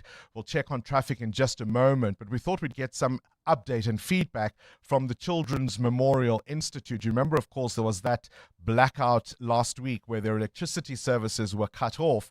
The essential story is the building they work from and other NPOs is a building under the Department of Health. And it's that department that has a contract to pay for services from the city of Johannesburg. And so the dispute is not so much that they haven't paid for the services, but that the Department of Health, which is the anchor tenant that has a relationship with the city of Johannesburg. Dr. D. Blackie from the Children's Memorial Institute. Did I have that summary right? Absolutely. Thank you for having us again, Bongani. All right. So when we last spoke to the City Power spokesperson, Isaac Mangena, the promise was that you guys would be sorted within a matter of hours. There'd be discussions certainly on the day. Where are we now? So unfortunately, nothing happened. We did try and contact Isaac many times, and eventually he said no, he's been told he can't speak to us by his lawyers. And so there was nothing he could do. So eventually we had to go and speak to, we were very lucky to get some lawyers to take us on a pro bono basis. And they have taken us to the High Court, where we've put an urgent application in to have our electricity restored. And we were in court yesterday. Unfortunately, the city's lawyer wasn't prepared. They hadn't read the affidavit that was filed on Friday. And also kind of said that, very offended that we think this is urgent. And this is not even our matter, because this is a matter between the City of Johannesburg and the Department of Health. Our council was amazing and said, actually, we're talking about 1,000 children here who are vulnerable and abused and neglected, and that can get services every day from this building. And so the judge called us all back today at 10 o'clock. Giving the city enough time then to respond procedurally to the affidavits that we'd put into the application. And meanwhile, so back at 10 o'clock today. Meanwhile, absolutely no diesel left. I mean, we literally are on fumes, and if today doesn't go well, then we're going to have to make a decision on whether we are able to keep the building open, which I don't think we are. Continue to provide those services. All right, we'll keep an eye on that story. Dr. D. Blackie from the Children's Memorial Institute. We, of course, did try to reach out to Isaac Mangena. He hasn't been able to respond to our calls, but we're not letting this story go. EWN Traffic. This EWN Traffic brought to you by Outsurance. SMS out to 45142 now, and you could save on your car insurance. If you don't, ask them for 500 Rand. Why are there issues in the Jet Park area, Amo? Bongani, an earlier accident is causing these delays along the R21 South right after Griffiths Road. And if you are traveling on the R24 West towards Barber Road, also expect delays coming out of Atlas Road. And traveling on the N12 West, we've got delays between Snake Road and the Rondebold Road turn-off now. This is due to peak time delays at this time of the morning, really. I'll have more details coming up. Stay tuned. There's more EWN on air, online, and on the EWN app. Now, this festive season, the Outsurance pointsmen can't help you find the last parking spot at the mall, but they can ease traffic congestion so you get there in time to snatch those December deals. With the Outsurance pointsmen on the roads for the past 20 years, we can all get to where we need to quickly and safely. Outsurance really means it when they say you always get something out. In proud partnership with 702. Show them some love online using hashtag pointsmanlove. Outsurance is a licensed insurer and FSP. 702. The Big Interview with Bongani Bingwa. 18 minutes after 7 o'clock. All right, so the dust has settled. The Jets have left. What next for the G20? As you well know, it will be the turn of the United States to hold that gathering in December next year. And we've already got signs of what is to come because the Americans have hit the delete button. All traces of South Africa have disappeared from that G20 website as if we have not hosted the party in the first place. Whilst there was much high-fiving and celebration here locally, there are those who have been warning that perhaps we were a little too quick to congratulate ourselves and that there are real consequences on the way. One of the people keeping an eye on all of that is Dr. Terence McNamee, whom we've often had on the show as a geopolitics specialist. And he joins us now on the line. Always a pleasure to have you on the show. Thank you for your time. Good to be with you, Bongani. And just like that, it's as if it never happened. Yeah. The U.S. has been telegraphing this for some time. I mean, it expressed itself many months ago before it pulled out of the G20 that it believed that South Africa had moved too far away from the core purpose and the raison d'etre of the G20, which is more strictly about economic and financial stability. So none of this surprises me. And I think, in advance of the summit, the remarks by Minister Lamola about white supremacy, then the handover issue. Now, my own view is that the U.S. would have done the website thing and the G20 reset anyway. But I think things like Lamola's remarks and the handover issue made the booting out of South Africa inevitable. You and I have had furious debates off air about how South Africa plays these issues and the appropriate responses to them. Politically, of course, I suppose both sides have to try and keep their constituencies on board. At the very least, it seems to me that the South African government can do is to at least try and save face with South Africans. Yeah, and I think that is important, Bongani. And I thought that, the G20 summit, I mean, these are historical moments, are exactly that. They are moments, they are fleeting. But if, South Africa could sustain what you might call the vibe shift and really turn this into a nation building moment, because South Africa is a sovereign country, it can do as it chooses. If this feeling could be sustained and there was some domestic dividend for driving, reforms and giving more purpose, then I think that would be a win, regardless of what happens internationally. But my own sense is that, unfortunately, the challenges that South Africa faces, whether it's crime and corruption and everything that's in our face, I don't think these good vibes are going to be able to be sustained. And I think the danger is that this is going to recede very, very quickly from the imagination, just like it is in terms of globally. Let's use an example that has recently come out. If you think of any payment system around the world, the SWIFT system, which is controlled out of New York, is very important, right, in terms of international financial transactions. The announcement this week that Standard Bank is rather going to be integrating to the cross-border interbank system, which is the Chinese system, allowing African businesses to pay their Chinese suppliers directly in yuan. Is that the kind of move that now makes sense for South Africa and South African businesses? Well, listen, I think if you look across the world, everyone is making what you might call small incremental steps to decouple from the US economy. I mean, Prime Minister Carney in Canada is often saying that, the age where the United States was the global economic leader and it sees that role, those days are gone, right? So there are small incremental steps, but I don't think we should read too much into this move by Standard Bank. I mean, remember, it's already 20% owned by China. I mean, this makes basic commercial sense, but most clients, I mean, even Chinese ones, they still operate and invoice in US dollars. So using the renminbi, I mean, this is just a reflection of the growing importance of China, but we must remember that the biggest banks in the world that already do this are American ones. So we can't read too much into this. Well, let's talk about Mark Carney and his declaration recently that the decades-long process of the ever closer economic relationship between Canada and the US has ended. That kind of thing you're beginning to hear more and more from leaders. You would have least expected it, say, 5 years ago.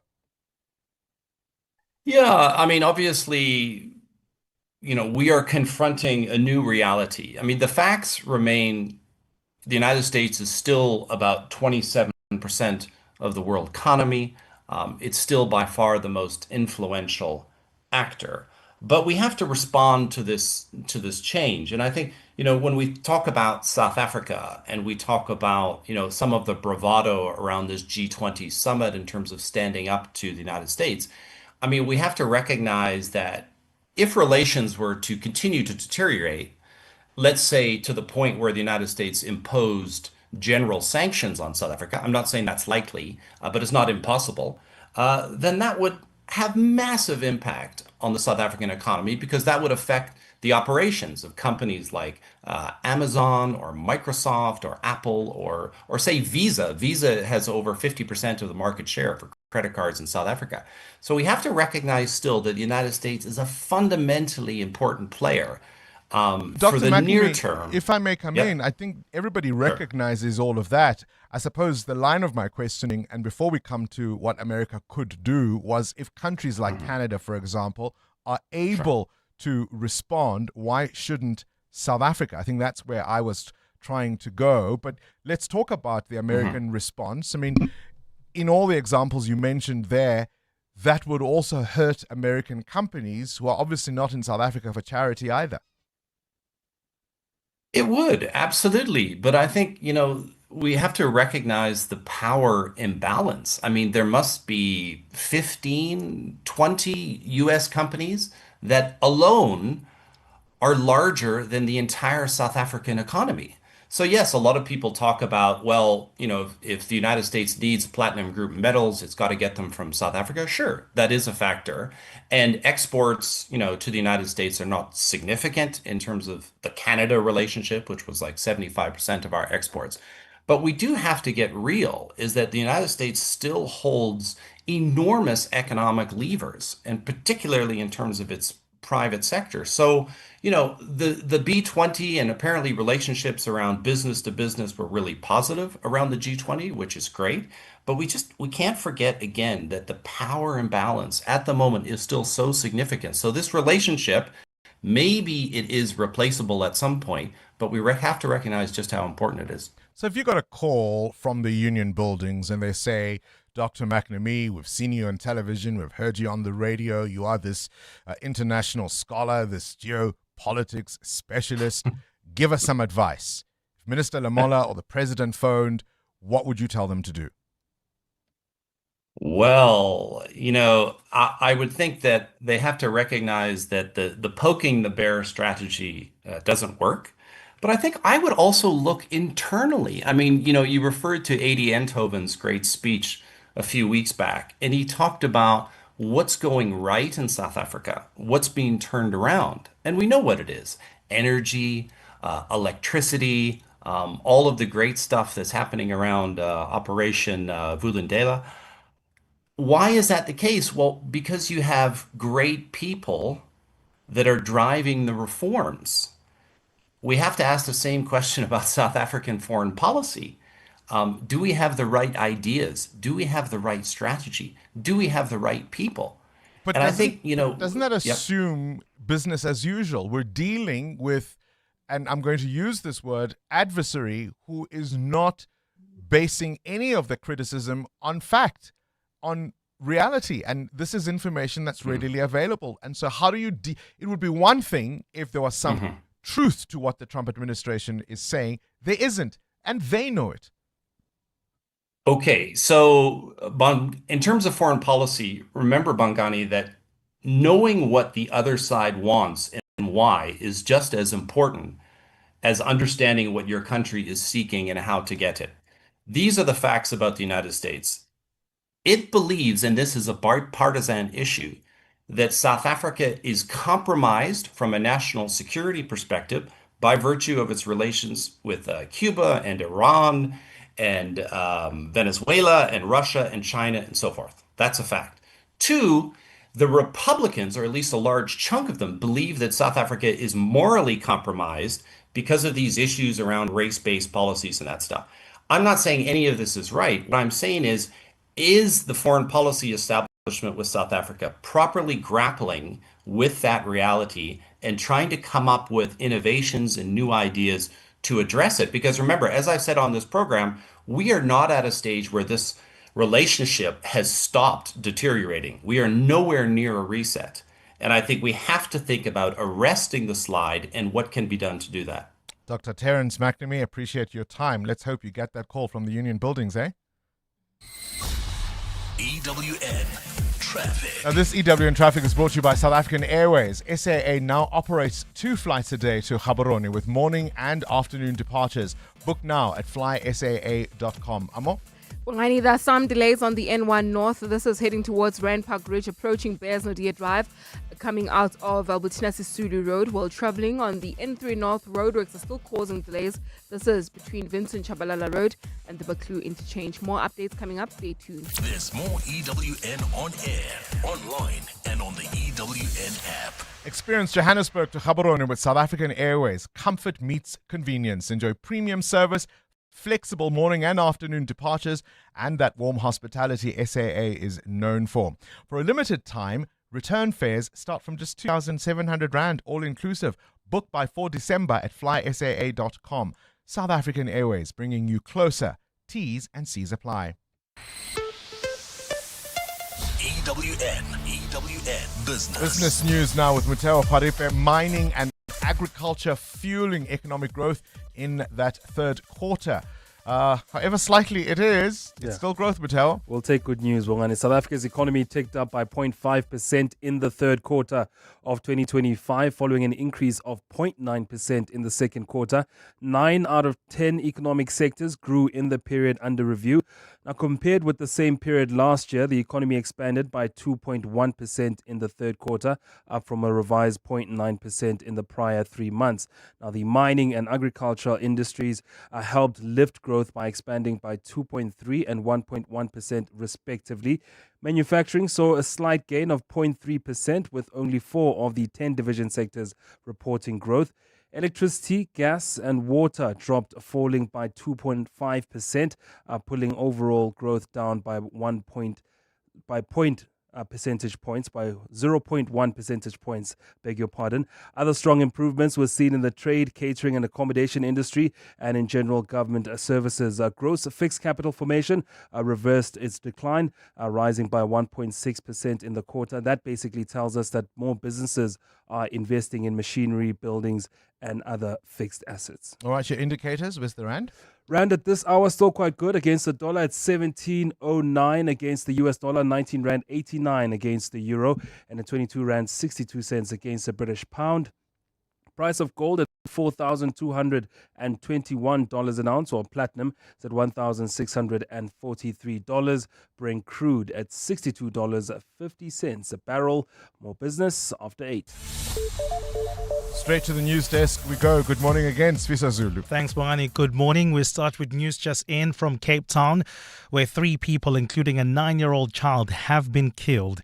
Police say 2 men, aged 51 and 36, were also wounded during the Mitchell's Plain attack last night.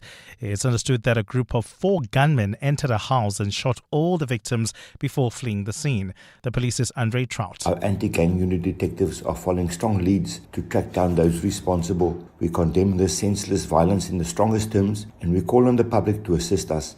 An inspection by the Employment and Labour Department has found that a company manufacturing ceilings and pipes in Vereeniging violated labour laws. Inspectors from the department, alongside Home Affairs officials and police, inspected company's premises yesterday. They found contraventions of several working conditions and the discovery of a tunnel allegedly used to hide undocumented foreign nationals. Jabulile Mbata reports. Deputy Minister of Employment and Labour, Jomo Sibiya, says the discovery of the tunnel allegedly used to evade the law is something he has never seen before. The Chinese-owned company, with almost 100 employees, is alleged to be using undocumented foreign nationals for cheap labor. The probe found that not a single worker is paid the minimum wage, and the Labour Relations Act and Basic Conditions of Employment Act are being completely violated. Inspectors also found some rooms without windows, believed to be where some employees sleep and eat. They also found a pit latrine near a garden believed to be used as a source of food for the workers. Sibiya says the owners have broken every rule in the Book of Employers. But the company is not complying with all our Basic Conditions of Employment Act, literally everything. The workers here don't have contracts. Workers here are paid below minimum wage. Workers here are not registered with UIF. They are not registered with Compensation Fund. He adds that such companies should be reported. Jabulile Mbata, Eyewitness News, Vereeniging. Some economists expect economic recovery to continue in the final quarter of the year and throughout next year, following more signs of improvement. The country's economy expanded by 0.5% in the third quarter, marking the 4th consecutive rise in economic activity. This follows a revised increase of 0.9% in the 3 months prior. Mining and agriculture led the growth this time around, while electricity, gas and water sectors contracted. Nolkayam Dambo reports. On the production side, stable power supply, smoother logistics and reasonable growth in domestic demand will underpin activity in most industries in the coming quarters. Economists at Nedbank believe consumer-orientated services will provide the momentum, bolstered by subdued inflation and lower interest rates. Stronger tourism will further complement domestic demand, while agriculture, mining and construction are also expected to contribute. Nedbank says healthy fuel field and horticultural crops will sustain agriculture, offsetting the drag by animal farming brought on by foot-and-mouth disease. After a good quarter this time around, the outlook for mining is murkier. Economists at Nedbank believe the latest GDP print presents an upside risk to the bank's 1% growth forecast for 2025 of around 0.2 to 0.3 percentage points, but warns that concerns remain, including weakness in private sector fixed investment, a volatile agricultural sector, and the ongoing global trade tensions. Nogukhanya Mdambo, Eyewitness News. And South Korea's leader says his country wouldn't take sides in an escalating war of words between Japan and China, calling for the two sides to coexist. Tokyo and Beijing have been locked in a dispute after Japanese Prime Minister Sanae Taikachi suggested that Japan could intervene should China invade Taiwan. The comments triggered a sharp diplomatic backlash from Beijing, which has urged its citizens to avoid traveling to Japan. The spat has seen several cultural events disrupted, including a Japanese singer's performance in Shanghai, which was cancelled. China regards self-ruled Taiwan as part of its territory and has not ruled out the use of force to bring the democratic island under its control. A partly cloudy day in store for Gauteng with showers expected. The temperatures are at lows of 13 and 15 degrees, peaking at highs between 24 and 27. And in the traffic, we've got delays on the N1 North between Malibongo Drive and Winnie Mandela Drive. Speaking of Winnie Mandela Drive in the Fourways area, queuing traffic between Witkappen Road and the N1 exits due to peak time delays. The top story this hour, 3 people, including a 9-year-old child, have been killed in Mitchell's Plain in Cape Town. To celebrate 25 years of helping you live the Premier life, FNB Premier is giving you a chance to win a 14-day European tour experience and other cool monthly prizes. Open any FNB Premier account from September to 31 December 2025. Switch your salary, swipe or tap a minimum of 2,000 Rand per month for 3 months straight. Spend and win with FNB Premier. FNB, help changes everything. TC and competition rules apply. FNB, a division of First Rand Bank Limited, an authorized financial services and credit provider. You've heard the songs, but until you've seen it live, you haven't experienced the magic of cats. Coming to Monte Casino from 17 January until 22 February, it's the memory shared by millions. Book now at Web Tickets. Brought to you by Peter Turin and GWB Entertainment.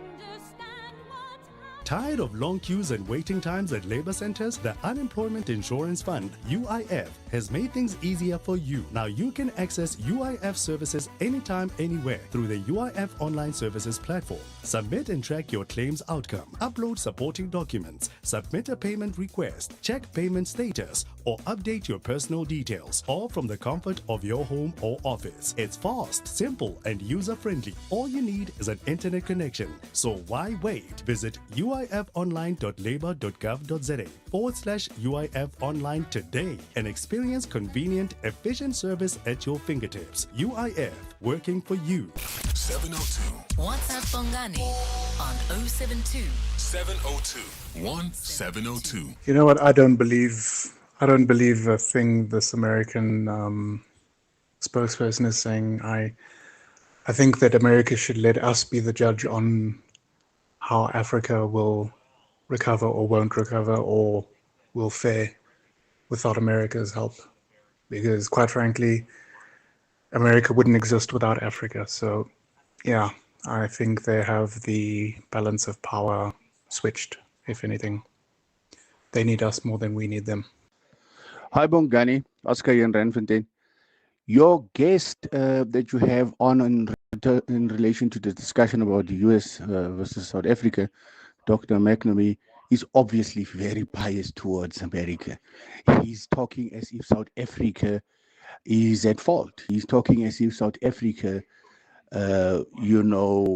created this very problem for themselves. He's not even acknowledging the bullying, domineering approach from the Trump administration. He's not even honestly looking at the fact that there's no white genocide in South Africa. So your guest is obviously very biased towards America. He's an American in South Africa, and he's only pushing American interest in his discussion. That's very unfair. That's very, very wrong. Thank you, Oscar Renfontaine. Oh, firstly, he's not American. He's Canadian, so he's not American, and is, I don't think, giving analysis as pro-American, but I think what he's saying is, as much as we may dislike what is coming out of Washington, the reality is it is not something we can ignore. And many of the issues we were talking about 6 months ago, you can think trade relations, for example, those issues are still underway. They're still being negotiated. And no matter how much we may dislike the bully, we simply can't wish them away. And I think what he's saying is perhaps there's an opportunity to engage a little differently, but the tit for tat, butter for fat may not work in our favor quite as much as we may think. That's his view. You may disagree. Of course you can. 702. What's the question? What's the question is brought to you by Outsurance. A chance for you to win up to 3,000 Rand in cash. So first 1,000 Rand for the answer, and then a little later 2,000 Rand if you can give us the question. SMS out to 45142 now. You could save on your car insurance. If you don't, ask Outsurance for 500 Rand. Today's answer comes from Peter. Peter, what is today's answer? Morning, Bongani. The answer is Dr. Imogen Mashazi. Wow, Peter. Oh, box. Yeah, no, I'm saying nothing because I'll give it away. How about 1,000 Rand coming your way, Peter? Thank you. All thanks to Outsurance and 702. Dr. Imogen Mashazi is Peter's answer. What's the question? Call us if you know on 011 883 0702. EWN Sport. All right, what a game last night, Cindy Paluta. Yep. Manchester City must have had their hearts in their mouths at a point. Absolutely, and as a coach, you have to be wondering. You know, you're 5-1 up at just after half time, and Fulham come back and manage to make it 5-4 with a goal being cleared off the line in stoppage time. You've got to be questioning your defense. If you're a fantasy league player, if you like to play on the fantasy league, that's the Premier League app where you choose your own players, etc. You're the manager. Your City defenders last night got you 0 points. It's direct. It shows you. The defense, the Man City's defense, was really, really shocking. And it was the sub, Chukwueze, who came off the bench for Fulham, that scored 2 goals there as well. But the night belonging to Erling Haaland, who scored the opening goal for City. That's his 100th league goal in a record 111 games.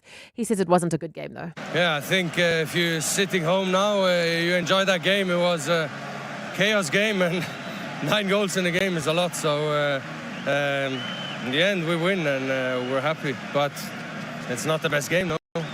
Newcastle were held 2-2 by Tottenham Hotspur. Spurs equalised in the 95th minute. Everton beat Bournemouth 1-0. There's 6 games tonight. Leaders Arsenal host Brentford. Chelsea are away at Leeds. Liverpool are taking on Sunderland. And 4th place 5th when Brighton host Villa. Banyana beat Morocco 2-0 in an international friendly last night. Nohlankla Mthandi and Notolo Sesane with the goals in the second half. Yes, Sesane. It's just the motivation from the teammates. Someone reminded me that how I play at the Hollywood Bets, how I scored all the goals, it comes from taking shots and me believing and having the willingness of taking those shots and trusting in myself. In the Betway Premiership, AmaZulu beat Arrows 1-0 to climb up to 3rd. There's 6 games today, selected fixtures. Sundowns can go top if they beat Sewelele. Chiefs have travelled to take on Chippers. Kekone takes on Magesi. Proteas play India in a second ODI that starts at 10 o'clock this morning. Captain Themba Bavuma, who was rested for the first ODI, returns. The Nedbank Golf Challenge starts tomorrow at Sun City. Johannes Veerman returns to defend his title. Walking down hole 9, there's a little walkway that goes up to the green and has all the past champions that walk down. And that one hit pretty good because the first time I played this course years ago, I remember seeing Ballesteros, Westwood, Ernie Els, Goosen. You know, you see the names and the people that have won this tournament. And I remember the first time walking down that bridge, I thought, wow, this is an unbelievable list of champions. And today to walk down hole 9 and see my name part of that, I mean, that one hit me pretty hard. And the draw for the 2027 Rugby World Cup will be done at 11 o'clock this morning, South African time. There's 24 teams in the draw. That's 4 more than previous years. It means 6 pools of 4 teams, with the top 2 teams advancing. And for the first time ever, a change in format with a round of 16 knockout introduced. Cindy Paluta, Eyewitness News Sport. The stage, the lights, the crowd, everything's perfect until suddenly someone slips on the dance floor. Speaker lands in the buffet. In an instant, your masterpiece is a mess. That's why Auto & General is there with events liability insurance. We handle the unexpected so you don't have to. Plan the party, wow the guests, leave the rest to us. For more information on events liability insurance, visit autogen.co.za. Auto & General, never not there. Auto & General is a licensed non-life insurer and FSP. T's and C's online. Some numbers bring instant stress, like a speeding fine, another petrol price hike, or that one debit order you forgot about, again. But not all numbers bring panic. Some bring calm and actual life-saving support. With 24/7 emergency support and over 300 ambulances, ER24 is there when you need us most. Don't wait for an emergency. See it, say it, save it. 084 124. EWN Traffic. 7:45, and this EWN Traffic is brought to you by Outsurance. SMS out to 45142 now. You could save on your car insurance. If you don't, ask them for 500 Rand. Amo? Well, Bongani, we've got delays in Tembisa along the R21 North. So if you're heading towards the city of Tshwane this morning, do expect to be held up for about 10 minutes approaching Olifantsfontein Road. Otherwise, use the N1 North towards the Brakfontein interchange. And then traveling in Sunning Hill, we've got an accident reported. It's along Woodmead Drive, right near Maxwell Drive, and that's due to peak time delays there. There's also queuing traffic along the N3 North between Vincent Chabalala Road and the Baklu turn off. Obviously, those roadworks are still causing the problems along this route, so please be patient if you're traveling along this route, or rather use the Mark 1 North towards Woodmead. I'll have more updates coming up. Stay tuned. There's more EWN on air, online, and on the EWN app. Savings or cash, Outsurance is putting the festive in this season this December. That's right, get a quote today, and if Outsurance can't beat your car insurance premium, you can ask them for 500 Rand. Make that 1,500 Rand cash if you've been claim-free with the same insurer for 3 years.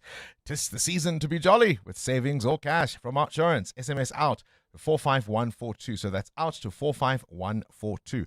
Outsurance is a licensed insurer and FSP. T's and C's online. Clement Maniatella. Weekday mornings, 9 to 12. 9 to 12. An IPID report says this person has not been honest. In fact, he abused his power. He wasn't supposed to sign a memoranda, these two memoranda of understanding, and you don't do anything about it. In fact, she went on Eyewitness News earlier this year where she said, well, that IPID report is vague. No action is going to be taken against Julius Mkonazi. She's a city manager of a metro like Ekurhuleni. You still go and give an interview, and then you sought legal advice, and the legal team said, this report is vague, and you just took that, you ran with it. You didn't question the legal department to say, but hold on, but it says here that this person signed 2 memoranda of understanding. He didn't have authority to do that. She didn't ask any of that.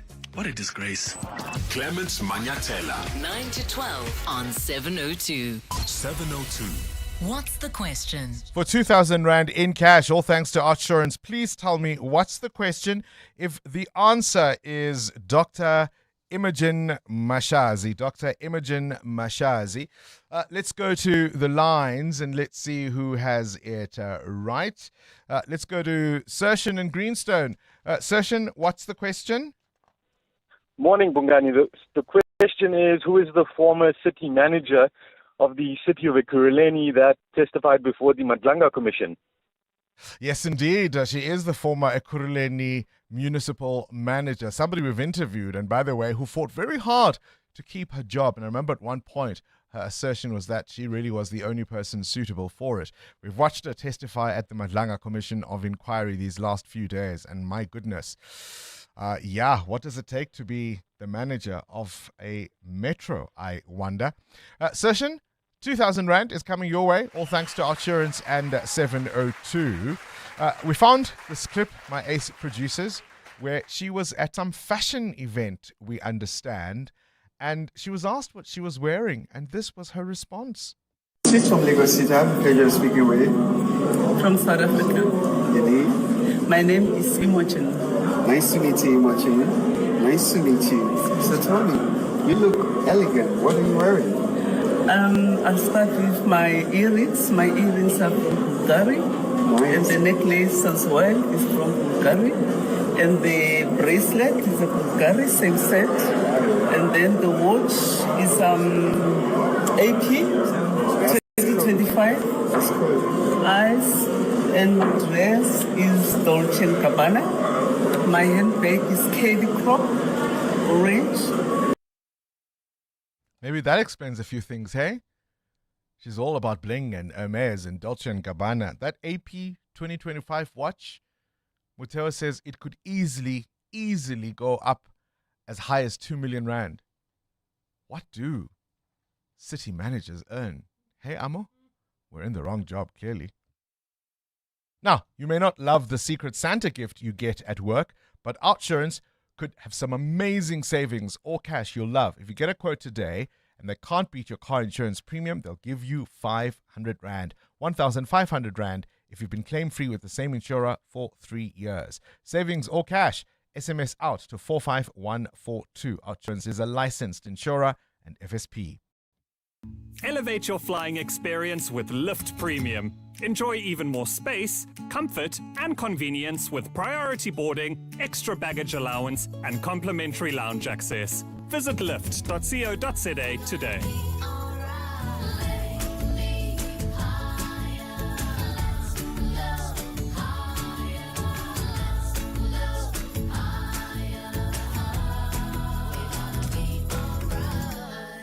The team's on a roll today. Let me focus on payroll. Duty calls in the kitchen. That's why I have a business insurer that is agile and on the ball all the time on all things. I chose My Way Business Insurance, getting 24/7 emergency service and saving on my premiums, plus my business assist to handle my admin. Visit myway.co.za or dial 0860 64 64 64 and get a quote today. My Way is a licensed non-life insurer and FSP. T's, C's and standard rates apply. My Way. Live your way. Sure, your phone's from there. Your kids' toys? Definitely. But your SUV? No thanks. The Mini Countryman from 9,899 Rand per month with Mini Select Finance. Visit mini.co.za to book your test drive. Select offer only available from Mini Financial Services, a division of BMW Financial Services South Africa Pty Limited, an authorized financial services and registered credit provider. Offer exclusively applies to the Mini Countryman. Initiation and service fee apply. Offer linked to the current prime rate, calculated on a 10% deposit, 48 monthly installments, final GFV payment, and 80,000 kilometer contract limit. Changes to the deal and optional extras will impact finance offer. Offer valid until 31 December, subject to stock availability. T's and C's apply. You're with Bongani Bingwa. 7:02 weekday mornings, 6 to 9 a.m. A little earlier, of course, we asked, which I thought was a fun question, what is the AI platform you most frequently use and why? What prompted it, of course, was a conversation on the television show The View, where one of the hosts, Sunny Huston, shares how she uses AI tools to improve her relationship. Take a listen. You know what it is. I use it for relationship advice. Oh, yeah. It is so excellent. I feel like I do not need a marriage counselor anymore, ever. So Manny loves to leave things on the passenger seat all the time, right before I get in the car. And it upsets me because it's not thoughtful. Definitely don't pay a therapist. And so, it's not thoughtful. And so a week ago, I was like, stop leaving the on the seat. You're so not thoughtful. And then he yelled back at me, and then I didn't speak to him all day. Wow. I typed it into ChatGPT. This is what I texted him. I want to say something about Sunday. When I got in the car and the seat was full of stuff again, I honestly felt a little hurt. It seems like a small thing, but to me it feels like you're not thinking about me being in the car when you leave things there. And when I brought it up and you yelled, it really upset me. What do you use AI for, and how often do you use it? Do you have a preferred platform? Let us know. 702 702. What's gone viral? with Kabazela. He's back, and let's chat to him now about viral content. Kabazela. Good morning to you, Bele. Where are they now? Yeah, I mean, do you ever sit and think, what happened to so-and-so who was very, very clever at school? They must have gone on to be very successful or do wonderful things and change the world. And then you could probably look at it and say, I wonder what happened to so-and-so who I thought would never amount to nothing. Always got kicked out of class, etc., etc. And then maybe years later, you run into them in the shops, you come across them on Facebook, or you read about them in the news, and these people have gone on to do really, really good things. And I'm talking about the clever kids, the ones that you looked at and you thought, they are destined for greatness. They really are. And then maybe life threw a couple of little obstacles at them, and they didn't achieve their full potential that you thought they would. And then the other side is the ones that you didn't think went on to do really, really impressive things. So let's ask that question this morning, Bongles, to our 702 family. What happened to the very smartest and brightest at your school? Where did they go? What did they do? What did they achieve or not? And also those ones that you just thought, no hope here. They won't go to do great things. And maybe they did. I'd love to hear those stories this morning. Can you remember anybody at your school that you thought was so clever and has gone on to do really, really good things? Yeah, I mean, I think we've got some amazing people who've done incredible things that went to school with me. We were not necessarily in the same grade. Yes. I think probably our most famous alumni would be Dr. Ross Tucker. Oh, wow. Okay. Yeah, he went to The the same scientist. school. Yeah, the sports Yeah. scientist. He went to the same school that I did. But we've had doctors, we've had lawyers, and I certainly can think of one or two people who had enormous potential who did not use it. But yeah, we have had some really incredible alumni from that school. So yeah. I went to humble school, Westridge High on the West Rand. And they've got most you. of the well, I'm not sure about that. I definitely wasn't one of those clever kids that they said, he's going to do great things. But when I was in Matric, when I was in standard 6, my Matric was Khan Morby. He was one of the guys in Matric, and he went on obviously to be in the Polytones, a very, very well-known South African band. They don't perform much these days, but he was a good thing that came out of Westridge High, amongst others. Some of the kids that I was in school with in Matric, the ones that I did think were going to do good things, went on to do, decent careers and those top careers and all that kind of stuff. And then one or two that I thought, wouldn't really amount to much, ended up opening some businesses in the printing world and did really, really well for themselves. Yeah, I think that's also a thing to consider. There are those who weren't necessarily the brightest academically, but who've gone on to do amazing things as entrepreneurs and business people and starting their own businesses. So maybe that's also something to consider around success. All right, what happened to those smarty pants? Those kids you went to school with that everyone expected great things out of. Did they all succeed? Do you keep in touch? Do let us know. 702. Feedback with Baphelile Sambo. Baphelile Sambo, are you that smart I kid? don't even want to answer this because KG has already answered it for me. He says it's me. But I went to school with a guy named Obakeng Monama. I still remember his name, his full name and surname, because he used to get all these awards at school. I don't know where he is now. And I'm actually worried because some time ago I did try to Google him on Facebook and all of that, and I'm not finding him. And I'm actually worried. Maybe it's just one of those people who decided to be low-key, to not be on the socials. Grid. Yeah, because it's that smart. Because of people like you who use words like insouciant, abrogation, and annui. Apropos. Abrogation is today. Yes, today is abrogation. But already used it. So, but Bongani, we've been getting interesting reactions after asking 702 lenders what they use AI for. We're getting crazy responses. Some even use it to plan their wedding speeches, which I feel like it should come from the heart, Yeah, but if you're not naturally an orator or a great, writer, I can see how that could help. Some are using it to predict lotto numbers. I don't know if that is... Yeah, I don't know about that. Diagnosing a car trouble. If the car is having a different sound, they put it on Chat GPT, and it gives them... what's that sound? Yes, what's that sound, grr sound that my car is making? Some use it to pick baby names. No. I know. Even to judge whether someone they are dating is worth it or not to go on the second date, they will put the whole chat, copy and paste the whole chat between Oh, the wow, people, and the then two you of ask, them. yes, and then you ask Chat, is this worth pursuing for a second date or not? And then Chat will tell them, yeah, yes or no, or what. So we've been, I know, I've been laughing, writing love notes, planning holidays, settling arguments at home, and all of that. Wow. And any reactions to our big interview? And our big interview, many listeners are pushing back against our guest, Dr. Terence McNamee. We were planning to play that audio, but KG did play it just forgot the 702 lender. But he was the one who was saying, no.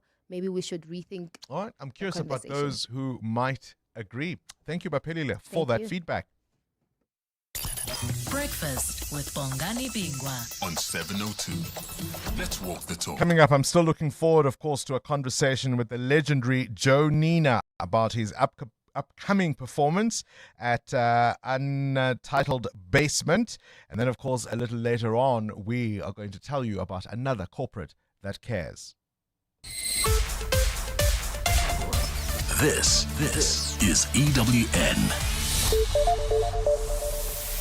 Dada Morero could face a tough run in the race for ANC Joburg leader, and all steps taken are to ensure we eliminate the threat as well as to protect and save lives.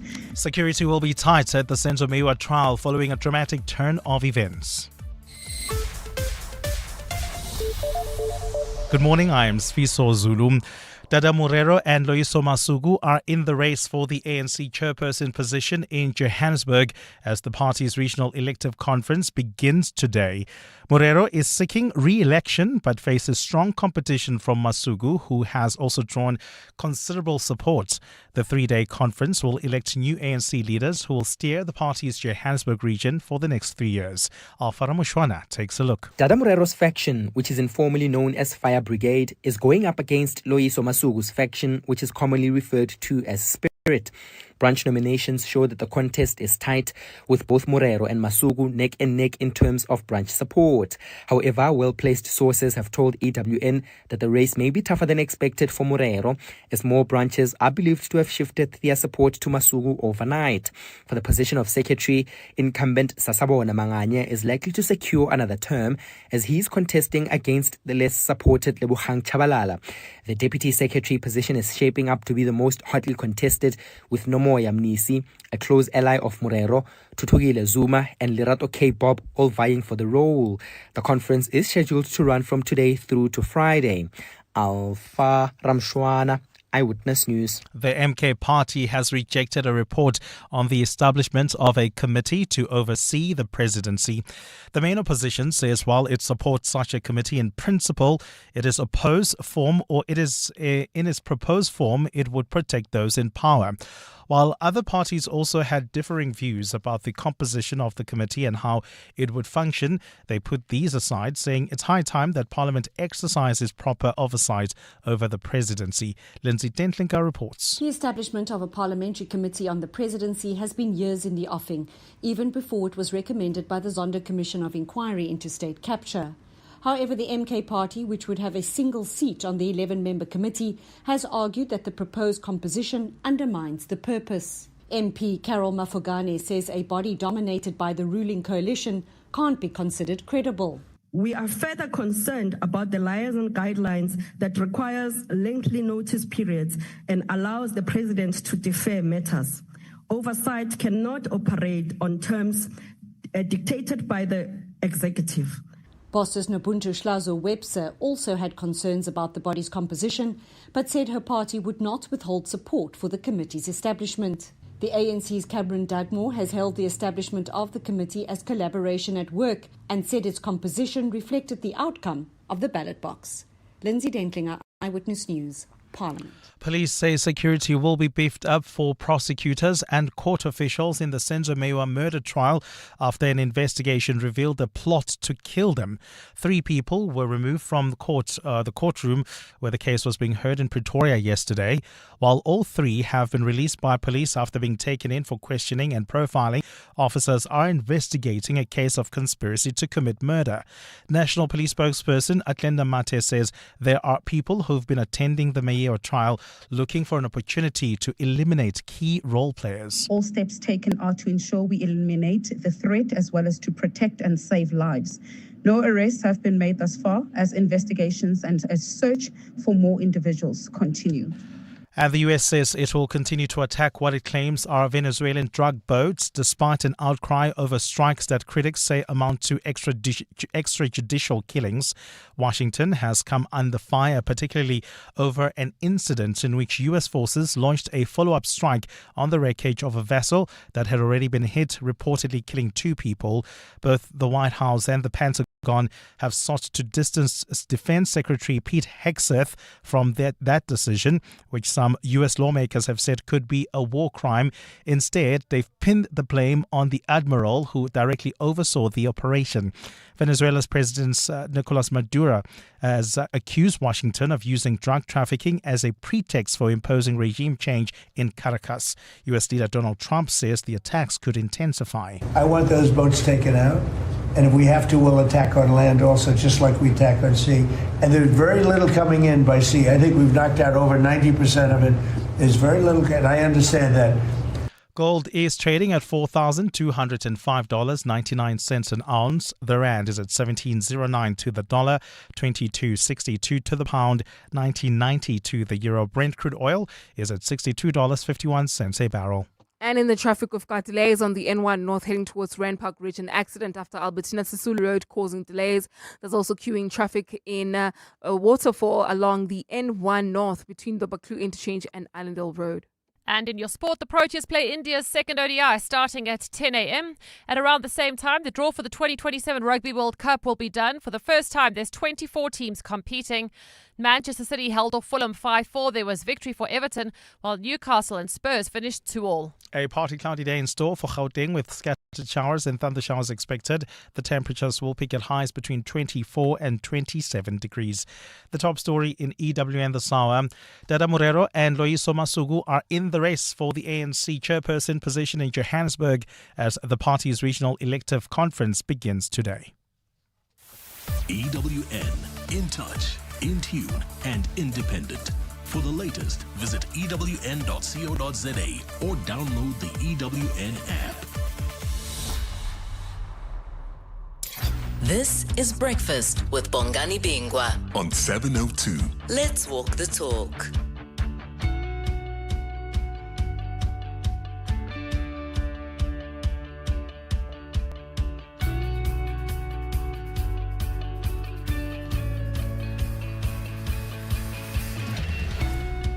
So much to reflect on this morning.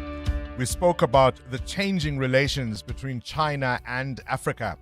Perhaps more opportunities for African countries to be exploited because we're still not singing from the same hymn sheet.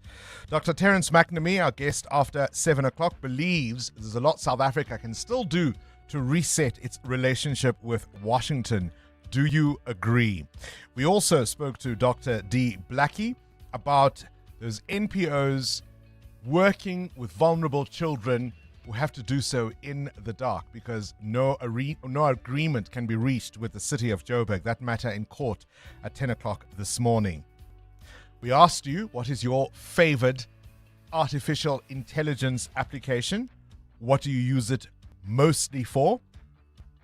And Kabazela wants to know what happened to those smart kids from school that you went with. The ones of whom great things were expected. Did they meet those expectations? Or did some of them fizzle away? Were you surprised at the success of those of whom nobody expected anything, who are now successful business owners and employers? The ones who used to pass on standard grade, now running successful businesses, and the joke is on you, who got all the distinctions.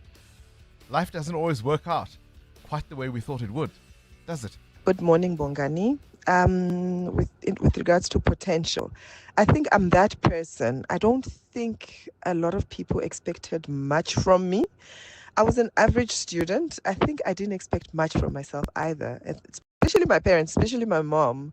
I think she always thought my brother and my sister were the sharper pin or the sharper knives in the cupboard.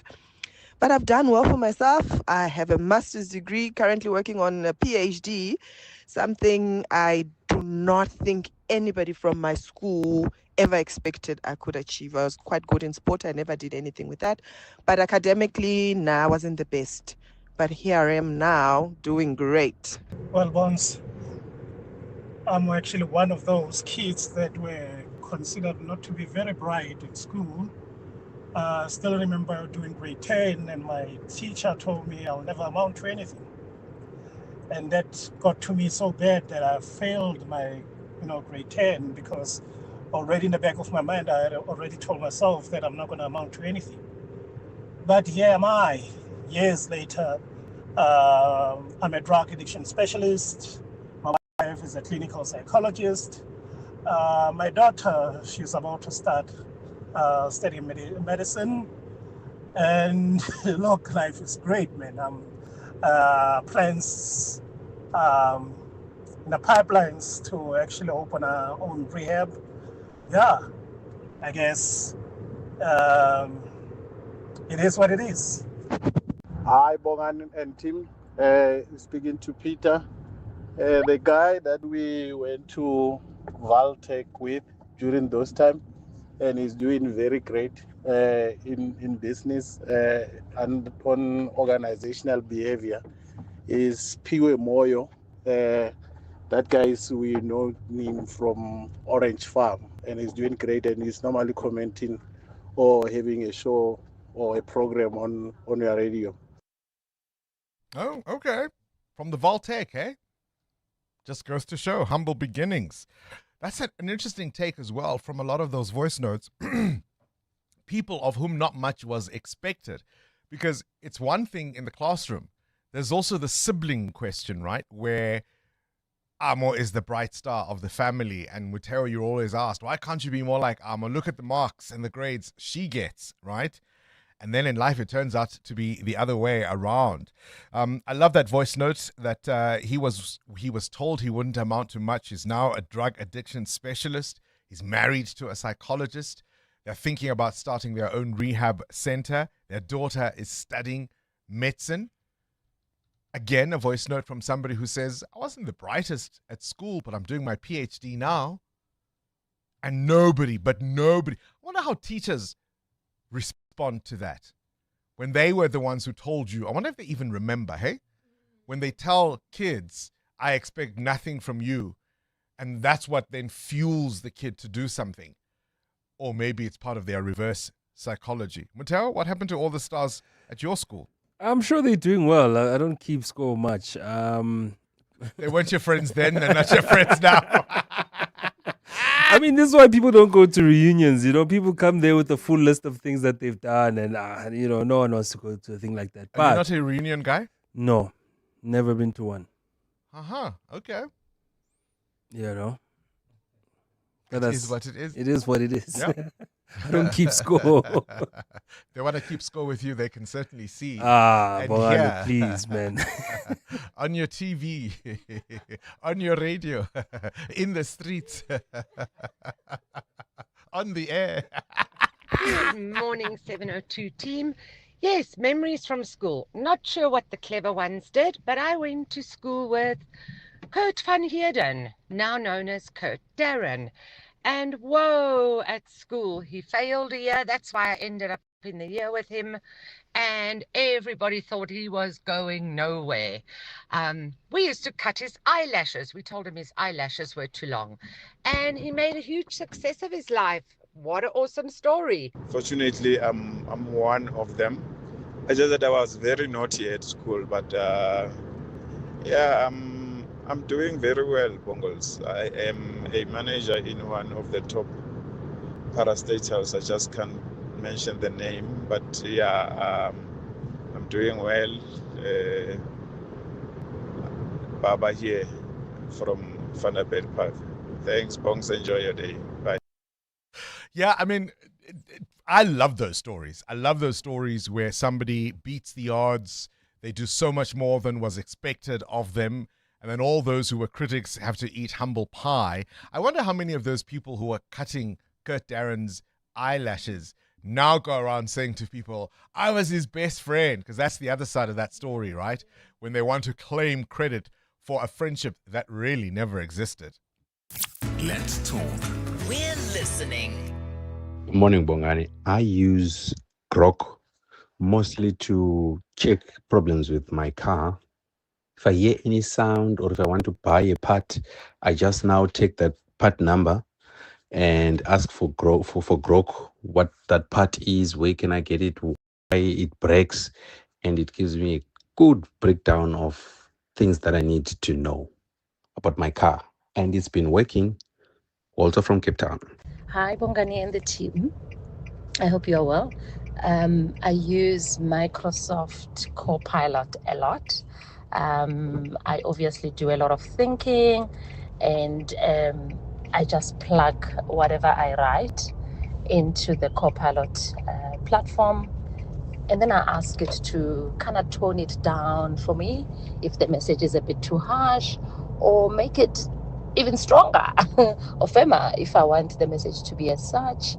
So I use it mostly for that, honestly, because sometimes you don't want to overthink things, right? You just want to put your message across, but then ask AI to make it in a tone that is appropriate. Okay, thank you, bye. All right, there you go. What do you use AI for? EWN Traffic. Let's catch up with the roads. It's 8:15 on the button. Amo, what are you seeing at this hour? Well, certainly, Bongani, you can't use AI for some traffic reports because at this particular moment, I'm seeing delays along the N1 North right as you approach Annandale Road. That's due to an accident that happened after the Baku turnoff. It's causing heavy delays.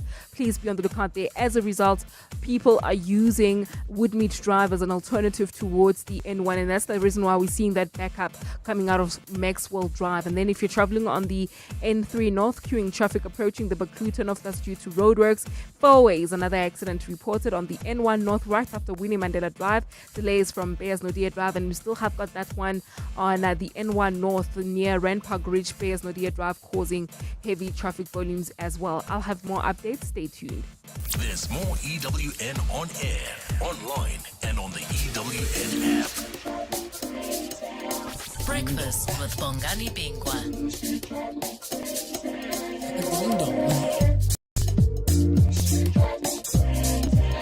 Ding dong.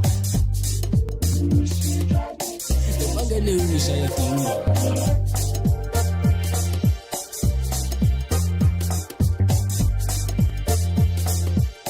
Little babe so Shaya ding dong. Oh man, doesn't that take you back, eh? He was born in Guatemala. His name is Makosini Henry Faba.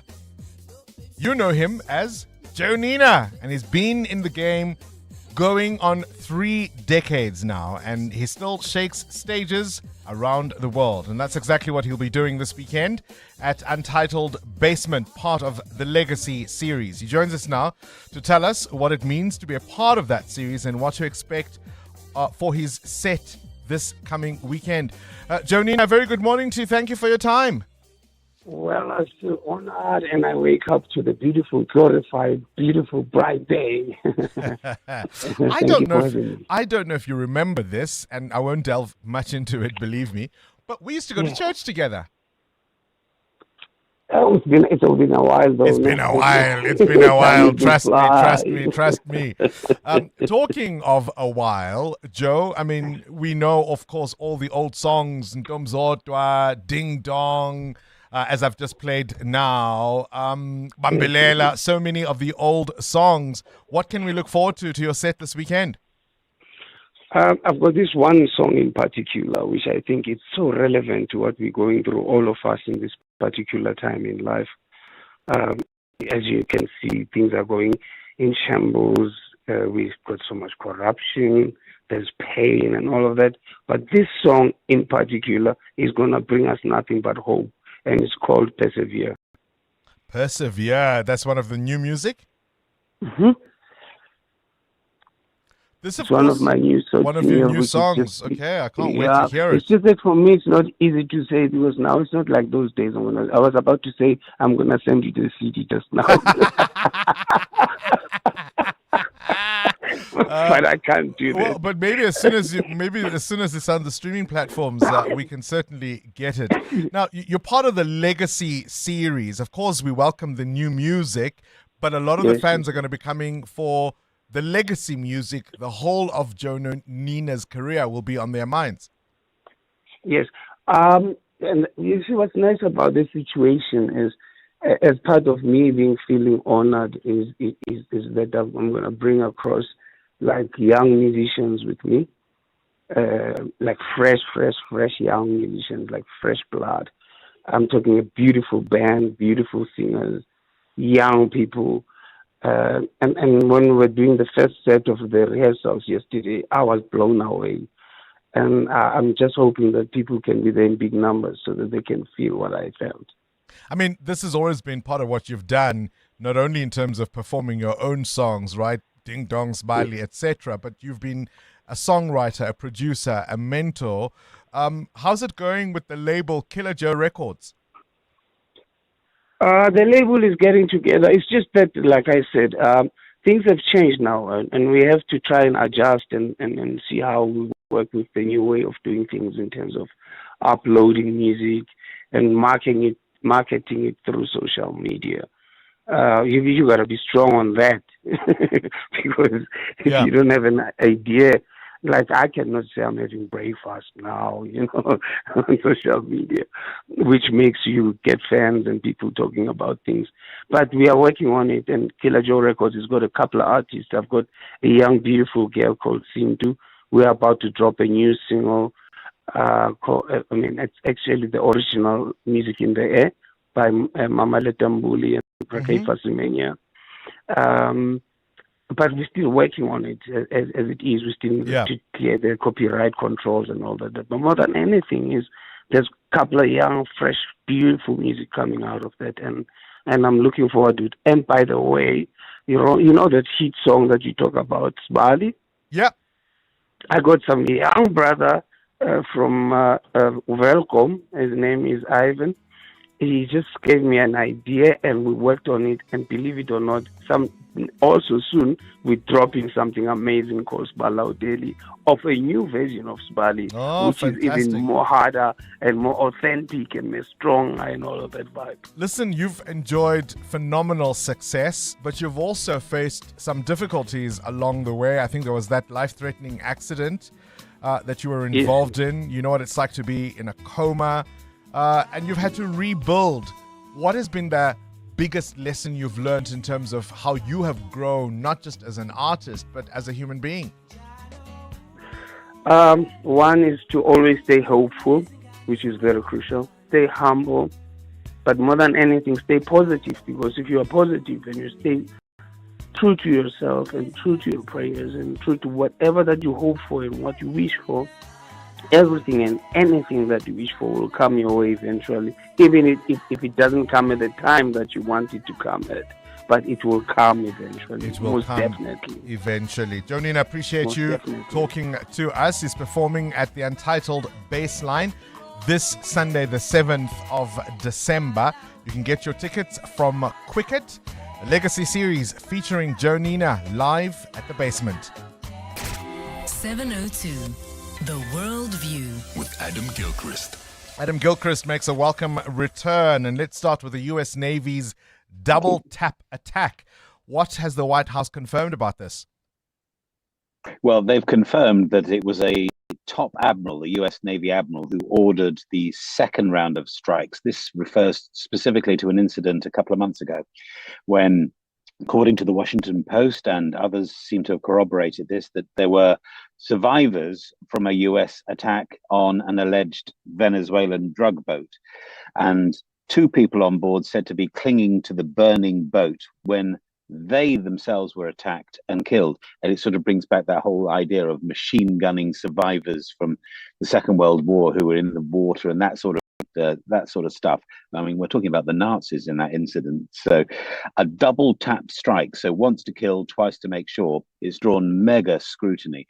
The White House press secretary, Caroline Leavitt, says it's the Defense Secretary, Pete Hegseth, who authorized the strikes, but did not give an order to, quote, kill everybody. So the question is this where the buck stops, with Admiral Frank Bradley, the guy who's overall in charge of this operation, with the Defense Secretary himself, with the President, after all, who would have had something to do with the original orders, Or actually, is there no buck to stop? Because after all is fair in love and a war on drugs. It's certainly raised a lot of concerns and continues to on Capitol Hill. Talking about heated concerns, Adam, some growing tensions now between China and Japan. Yeah, and of course, they haven't always seen eye to eye, thinking about their, is it decades or centuries of war they've had previously? But yet we have two different stories about the same incident here. So we have China's Coast Guard saying a Japanese fishing vessel illegally entered their waters around the Diaoyu Islands. China claims the Diaoyu Islands as their territory, although the islands are administered by Japan, which actually calls them the Senkaku Islands. Japan's Coast Guard says actually it intercepted and expelled 2 Chinese Coast Guard ships as they approached the fishing vessel. Who had the right to be here is the question. Both are saying it's them. So given this is a relatively small skirmish, and we know that there have been other issues between China and the Philippines of late, and of course China and Taiwan, we're only a couple of weeks since the Japanese Prime Minister said if China took action against Taiwan, then Japan might itself take military action back. I think just a nice massage and a calming candle might be needed here. It's all a bit fraught, isn't it? Political posturing, of course, for domestic audiences and voters might also be part of it, certainly in the Japanese case.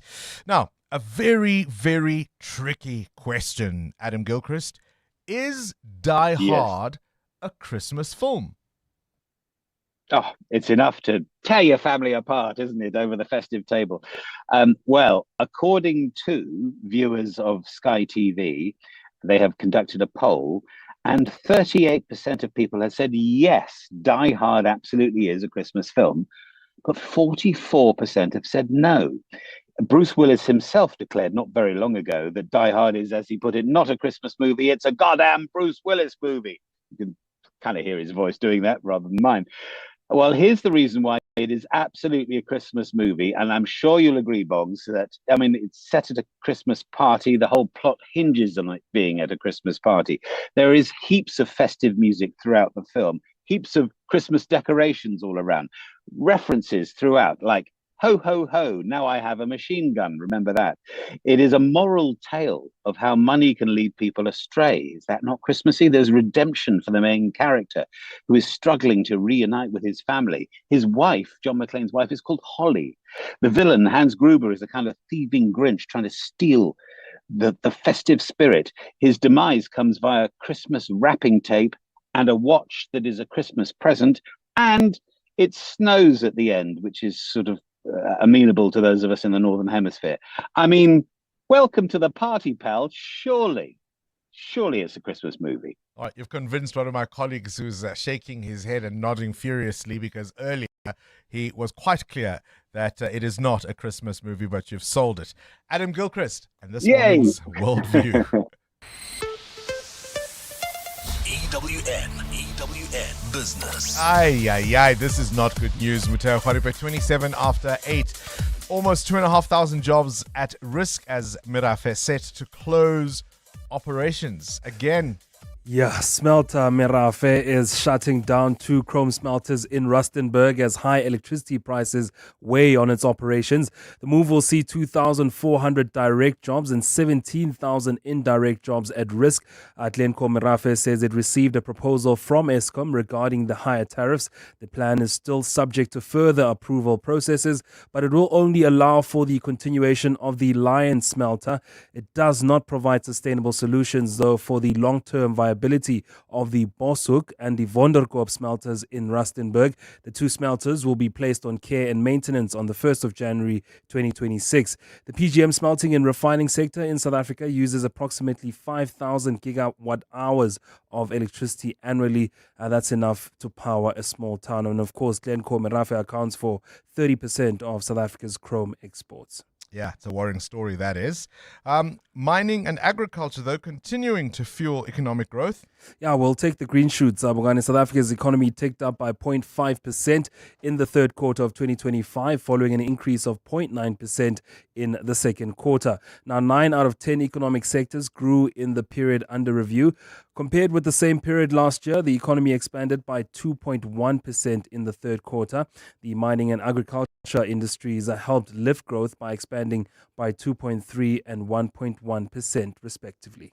Let's talk indicators. Well, the markets were a bit lower yesterday. The all share down 1,111 points, led down by the industrial and mining indices. Industrials down 1%, mining shares down 2.5% yesterday. Sibanye-Stillwater, the biggest loser, down 4.2%. DRD Gold was down 4%. Sasol down 3.5%, with Prosus and Naspers also in the negatives column. Telkom down 2.6%. Life Healthcare was up 1.7%. First Rand up 1.6%, with MTN Group also up more than 1% yesterday. Rand at this hour, 17 Rand 10 cents against the US dollar, 19 Rand 90 cents against the euro, and you'll need 22 Rand 62 cents to get a British pound. Price of gold also in the green this morning at $4,208 an ounce, while platinum is up 0.5% at $1,651. Brent crude at $62.39 a barrel. I'll bring you more business later this afternoon. Time now for your latest Eyewitness News. Don't forget, it's a Wednesday. Time for another corporate that cares. Good morning again, Sfiso Zulu. Thanks, Bongani. Good morning. 3 people, including a 9-year-old child, have been killed in Cape Town.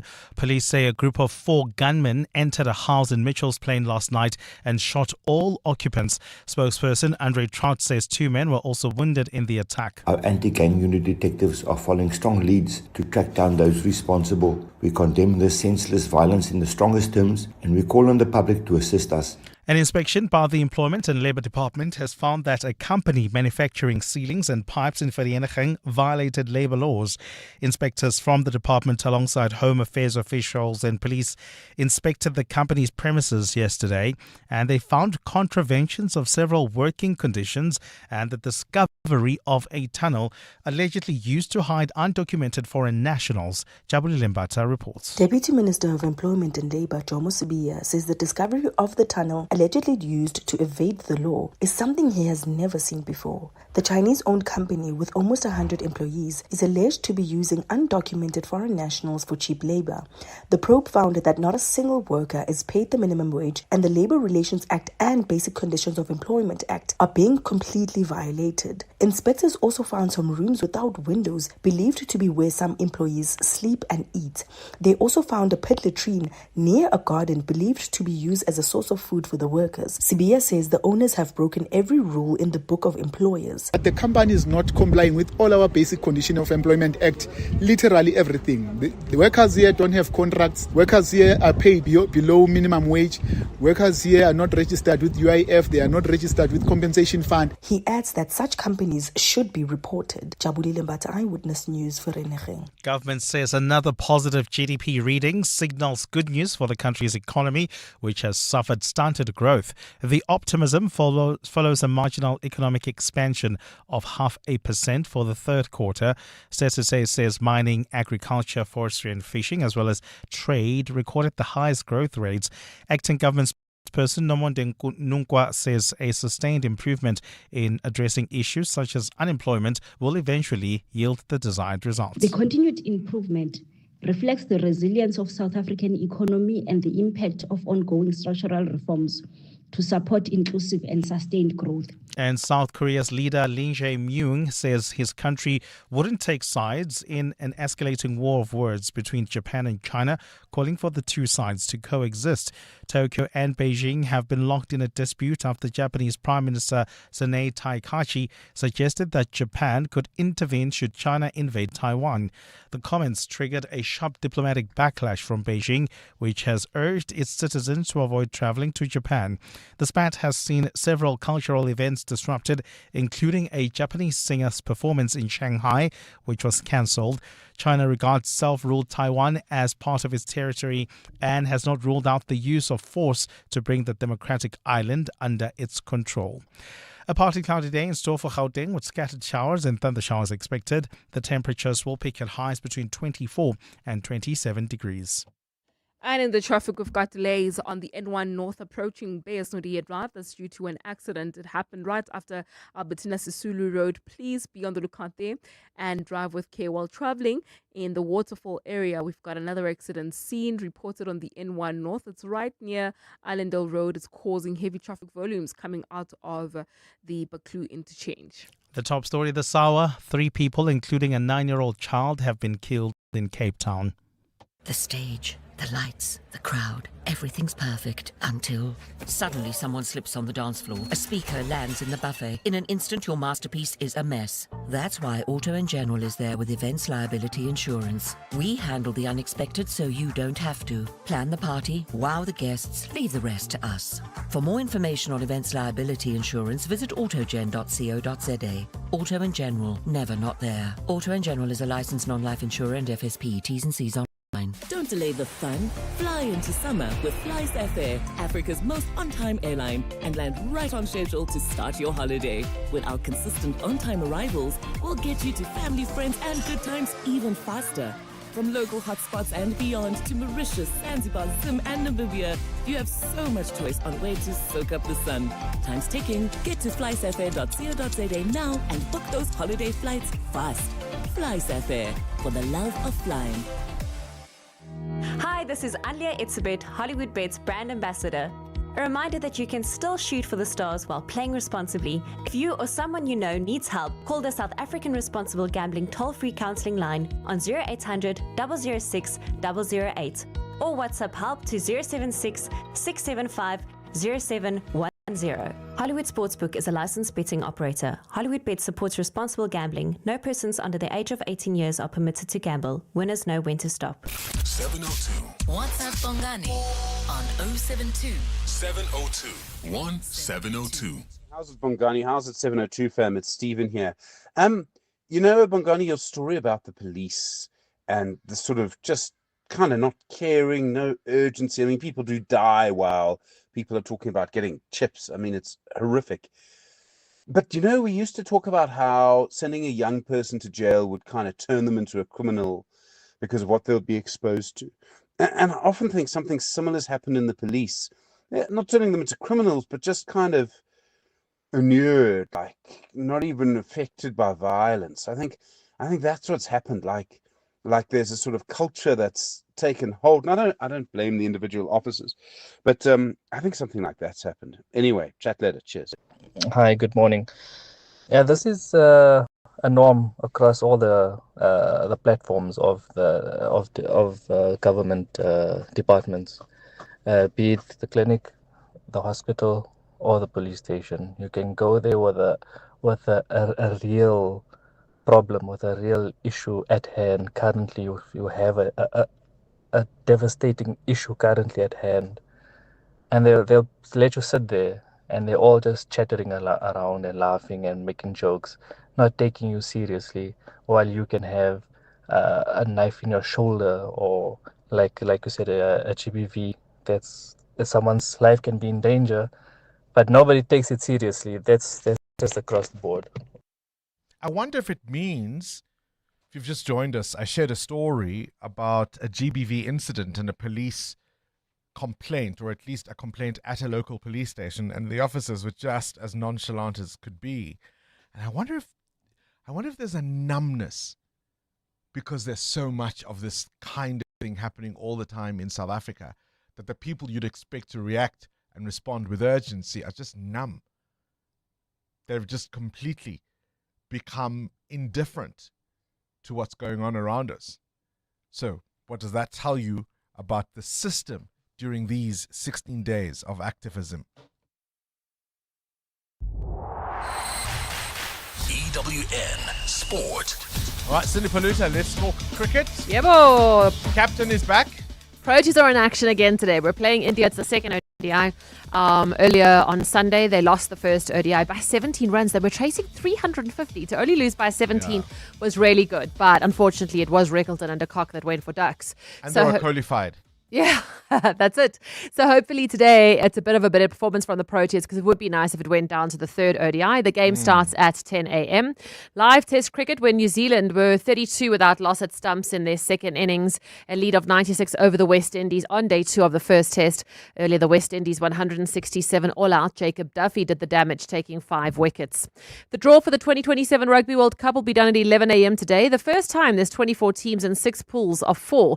While there's more knockout matches, the change from 5 teams in each pool to 4 means 1 less match for each team in the pool stage. A 9-goal thriller in the Premier League last night ended with Manchester City holding off Fulham to win 5-4. Foden with 2 goals and Haaland scored his 100th league goal in a record 111 games. Everton beat Bournemouth 1-0 and Spurs scored in the 95th minute to draw with Newcastle 2-2. Spurs boss Thomas Frank.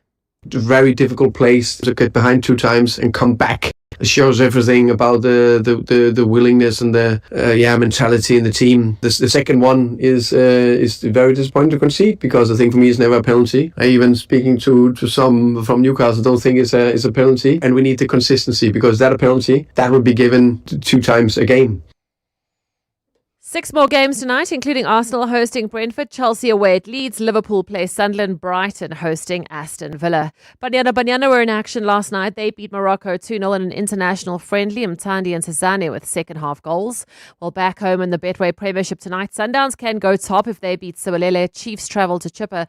Skekone takes on Magesi. Last night, Arrows lost to Amazulu 1-0. The Nedbank Golf Challenge starts tomorrow at Sun City. Johannes Veerman returns to defend his title. Playing in South Africa, I mean, what an amazing country this place is. Obviously it's got its problems, but America has its problems too. We're all fighting our own battles, but taken as a whole, this place is unbelievable. It's family driven. It's an amazing sporting nation. It's got an incredible zest for life here. The beauty is so raw. When you hear it's stunning, and we're playing a world-class venue. And Gary Player, he's the GOAT, right? He's hosting this event. So everything added together makes this place just incredibly special. First players tee off tomorrow at 9:20. Cindy Paluta, Eyewitness News Sport. EWN Traffic. 20 to 9. Let's wrap up the morning's traffic. Amo, what are you seeing at this hour? Things easing up a bit? Oh, a little bit, Bongani. If you were traveling in the east of Joburg this morning, you've got ease of traffic, especially on that R21 North incident we spoke about earlier, where there was an accident. It's been cleared now. But if you are heading towards the city of Tshwane, do expect some delays on the R21 North approaching Olifantsfontein Road. There's also queuing traffic along the N12 East towards the N1 exit, and this is due to an accident reported right after the Golden Highway. It's causing about a 15-minute holdup as you leave Eldorado Park, so please be on the lookout there. More updates at the top of the hour. Stay tuned. There's more EWN on air, online, and on the EWN app. Imagine a world where groundbreaking health discoveries start right at home. The WITS Interdisciplinary and Translational Science Biohub will be Africa's first fully integrated bedside-to-bench to breakthrough campus, bringing scientists, clinicians, entrepreneurs, and the industry together to fast-track solutions for the continent's biggest health challenges. So from multi-omics research to new vaccines and diagnostics, this is where African science rises. Learn more, get involved, and help accelerate the future of global health innovation at WITS. You can become a victim of a legal problem: wrongful arrest, assault, uncontested divorce, rental disputes, maintenance matters, or labor problems. It can happen to you. Clientele Legal provides tough professional lawyers for an affordable monthly premium. Our legal team is standing by to assist you 24 hours a day. Join today. SMS Legal to 48721. That's legal to 48721. Clientele General is an authorized FSP and licensed non-life insurer. T's and C's online. Standard rates apply. Don't delay the fun. Fly into summer with FlySafair, Africa's most on-time airline, and land right on schedule to start your holiday. With our consistent on-time arrivals, we'll get you to family, friends, and good times even faster. From local hotspots and beyond to Mauritius, Zanzibar, Zim, and Namibia, you have so much choice on where to soak up the sun. Time's ticking. Get to flysafair.co.za now and book those holiday flights fast. FlySafair, for the love of flying. Join us. Let's walk the talk. This is 702. Good morning, Bongani. Hope you're good. So, Bongani, our teachers used to tell us, you wouldn't amount to anything if we don't change and take school seriously or change how we think and how we do things. And they were right. Most of the people that I went to school with are either still in the same place, they have multiple kids, unemployed, didn't amount to anything. Some have passed away. Some are in prison, or they're just doing nothing with their lives. They're standing still. Every time you see them, it's so heartbreaking to think that you went to school with these people. So, yeah, I don't know if maybe the teachers cursed them, but teachers were right on this one. I'm going to stay anonymous lest they track me down. Yeah, maybe that's all you can do. Anonymous. Hi, Bongani. So, is the guest saying that South Africa needs to shape whatever its policy is, whether local or foreign, around what Pass America thinks, without taking care of whatever itself needs? I am confused. Why should we then shape everything that we do around America and not against what South Africa needs? Zuko speaking. I think his argument is that perhaps by not doing so, we're not shaping it according to what South Africa needs, and that's why we are going to be at the receiving end of these punches. I'm not sure it's a view I entirely share because, as you have seen, it is not based on evidence, it's not based on fact, it's not based on information the Americans can't verify, and so it feels to me we're damned if we do, we're damned if we don't. But perhaps we can do less. Bongani, sometimes I ask myself, who are we to say something in South Africa? We did mention this thing about Trump and US, that is going to get worse. Whether we like Trump or not, whether what he's doing is right or not right, but we said it. If he's hosting G20, nobody can tell him what to do in his own house. Yes, we clean our house when visitors are coming here, and Trump will decide who visits. So South Africa is not going to see anything happening with the G20. They've already been deleted in the website. They are not invited in meetings. Worse is coming. Trust me on that. And those countries that we think that will stand for us, they will choose Trump at the end of the day, not us. Sindile. I think that's exactly what Dr. McNamee was saying. Coming up on the Clement Manyatela Show on 702. Clement Manyatela, you want to say something? Well, the German Chancellor said that they're going to try to do something about it. They're going to try and speak to Trump. I mean, I've not seen any other country that's willing to, at this moment, say... Also, what can they do? What can they say? Well, the fact that you're willing to convince him, for me, says a lot. The AU, which is supposed to be the first ever organization in the G20 to at least release a statement, they still haven't done so. Our Europeans are coming to our assistance, while the very same AU that should at least be putting some pressure is not even doing that. And I suppose that's the real point, is, yes, there's a sense that we're damned if we do, we're damned if we don't. Yeah. But perhaps we could do a little less because we're damned anyway. Anyway, it makes sense in my head. Coming up on the Clement Manyatela between 9 and 12. We're going to start with the 702 open line and we'll reflect on, we must give Advocate Sello her flowers. She was just brilliant. Brilliant. Alliterated. Yeah, so I want us to talk a bit about that on the 702 open line, and we'll also talk about something that I found really interesting on the open line. I visited a friend and his wife was preparing gifts for teachers. I didn't know that that's a thing, that you gift your children's teachers. Do you do that? I don't recall. Okay, we'll talk about... go back to the files. And then check. At 10 o'clock, we're going to be live at the Madlanga Commission, where Julius Mkonas is testifying. 11 o'clock, we do our Listener's Choice feature. One of our listeners has asked that we discuss the Epstein files. What are they? We're going to get someone who's going to explain that to you. And then we wrap up the show at 11:30 with the sharing space. What are we sharing about? So, do you recall? Clement Manyatela between 9 and 12. Business Outsurance are experts in business insurance for general practitioners, dentists, surgeons, and other medical specialists. Kuveni. It's nice to know the business risk is taken care of by Business Outsurance. The call center was just a dream to deal with. Very seamless, easy experience, and it just feels like the people we're talking to on the other line understand our needs. Switch to Business Outsurance and you could get a massive 20% discount on your business insurance premium.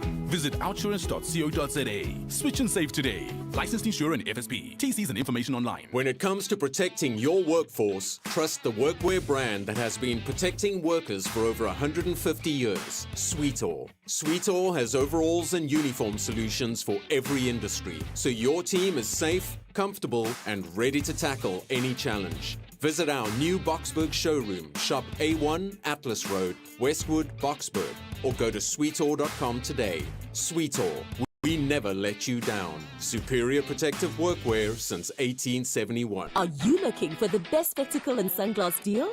With Specsavers buy one, get one offer, you get great value for money. Get a free pair of branded single vision prescription sunglasses up to 3,300 Rand. When you purchase a comprehensive eye examination and spectacle frames with lenses on your first pair. The best part? Choose from top brands like Police, Hugo, Under Armour, Tommy Hilfiger, Red Bull Spect, and more. Affordable eye care? Specsavers. T's and C's apply. This is Breakfast with Bongani Bingwa on 702. Let's walk the talk. 11 minutes before 9 o'clock. It is a Wednesday, and that means, of course, focusing on brands and companies that are doing their bit to make a difference in this society. I always say every Wednesday, this is my favorite time of the week. Today, we are speaking to NTT Data, and they're looking forward to showcasing their flagship CSR initiative, the Saturday School Program. We're going to talk about its impact on education, on youth development, and of course, why this matters to NTT Data. We've invited the Managing Director, Amantha Naidu, to join us this morning. Welcome to 702 Breakfast, and thank you for your time. Thank you, Bongani. It's a just going to ask you to come a little closer to the microphone. It's a privilege to be here, and thank you very much for having us. I always start with this question. Why are you a corporate that cares? I think firstly, the Saturday School it's a sustainable program for the last 30 years. And it's very much linked to the heart and soul of the organization. And it's very much anchored also on our mission and our values. I think that one is critical for us because we are vested in creating a place where people can learn and grow. And the same thing is said for the communities in which we operate. So the Saturday School is, a platform where we're trying to bridge the educational gap for learners from underserved communities to have the opportunity to enter into universities and employment. It has its beginnings, of course, in the Dimension Data days, going all the way back to 1995. I mean, what was the original spark? You probably weren't around, I would imagine, at the time. No. But and how far has it come along in terms of its original ideals and aims? Yeah. So the origin story was very much linked to a group of like-minded employees that felt that the divide for, learners from underserved communities didn't necessarily have the quality of education for maths and sciences to qualify for university. And the view was based on a technology engineering organization. It was subjects that was very near and dear to many of the employees.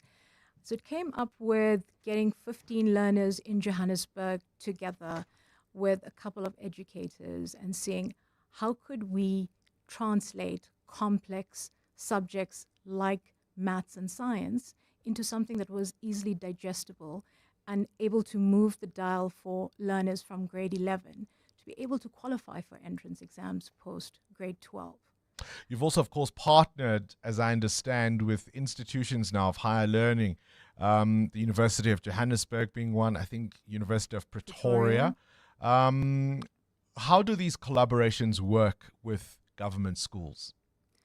So our collaboration is we work with about 32 schools, public schools in Johannesburg. 32, hey? 32. Wow. So it's grown quite considerably over the 30 years. So we work with about 32 schools, both in Port Elizabeth as well as in Johannesburg, primarily in Johannesburg. We've got about over 100 learners currently in Johannesburg and 40 in PE. And the idea there is we work with the government schools to identify which are the learners that have the highest potential, to be lifted from, let's say, the 50% entrance pass rate to university and get them to around 95%. And that's what we're tracking against at the moment. And the other is we work with the universities in terms of, the bursaries, the private and public institutions and corporates to understand how do we enable these learners to have the financial backing to get into tertiary education. Look, I understand the focus on STEM subjects well enough, right? Math, science, and so on. But also what I understand you're focusing on is even things like English or even life skills. Now, why is that important as part of the offering? One of the biggest drives in the curriculum is based on having, yes, maths and sciences, absolutely, but also understanding how do we work with learners to dream big, to have ambition, to have the drive to see the potential and the possibilities that are open to them. The soft skills. The soft skills, exactly. So the life sciences was a good one.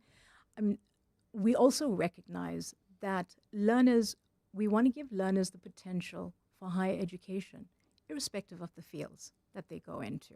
So whether it's into the creative and the arts, or whether it's into sciences and engineering or medical faculty, it's around uplifting the learners into their areas. So giving them a breadth of support across the subjects is important. At the same time, we recognize in the last decade, the evolution of technology has been incredible. Yes. And that's something that we've focused on because it's near and dear to what we do as an organization.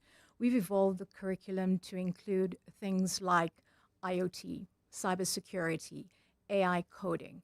So a lot of that, we've kept the curriculum up to date to give learners the technological literacy to be able to move into any direction that they want to, whether it's tertiary or whether it's internship at organizations. I mean, if anybody knows about data science, right, it would be you guys. So there's also the consideration of the world of work that is coming. Never mind what we've known in the past, never mind what is here.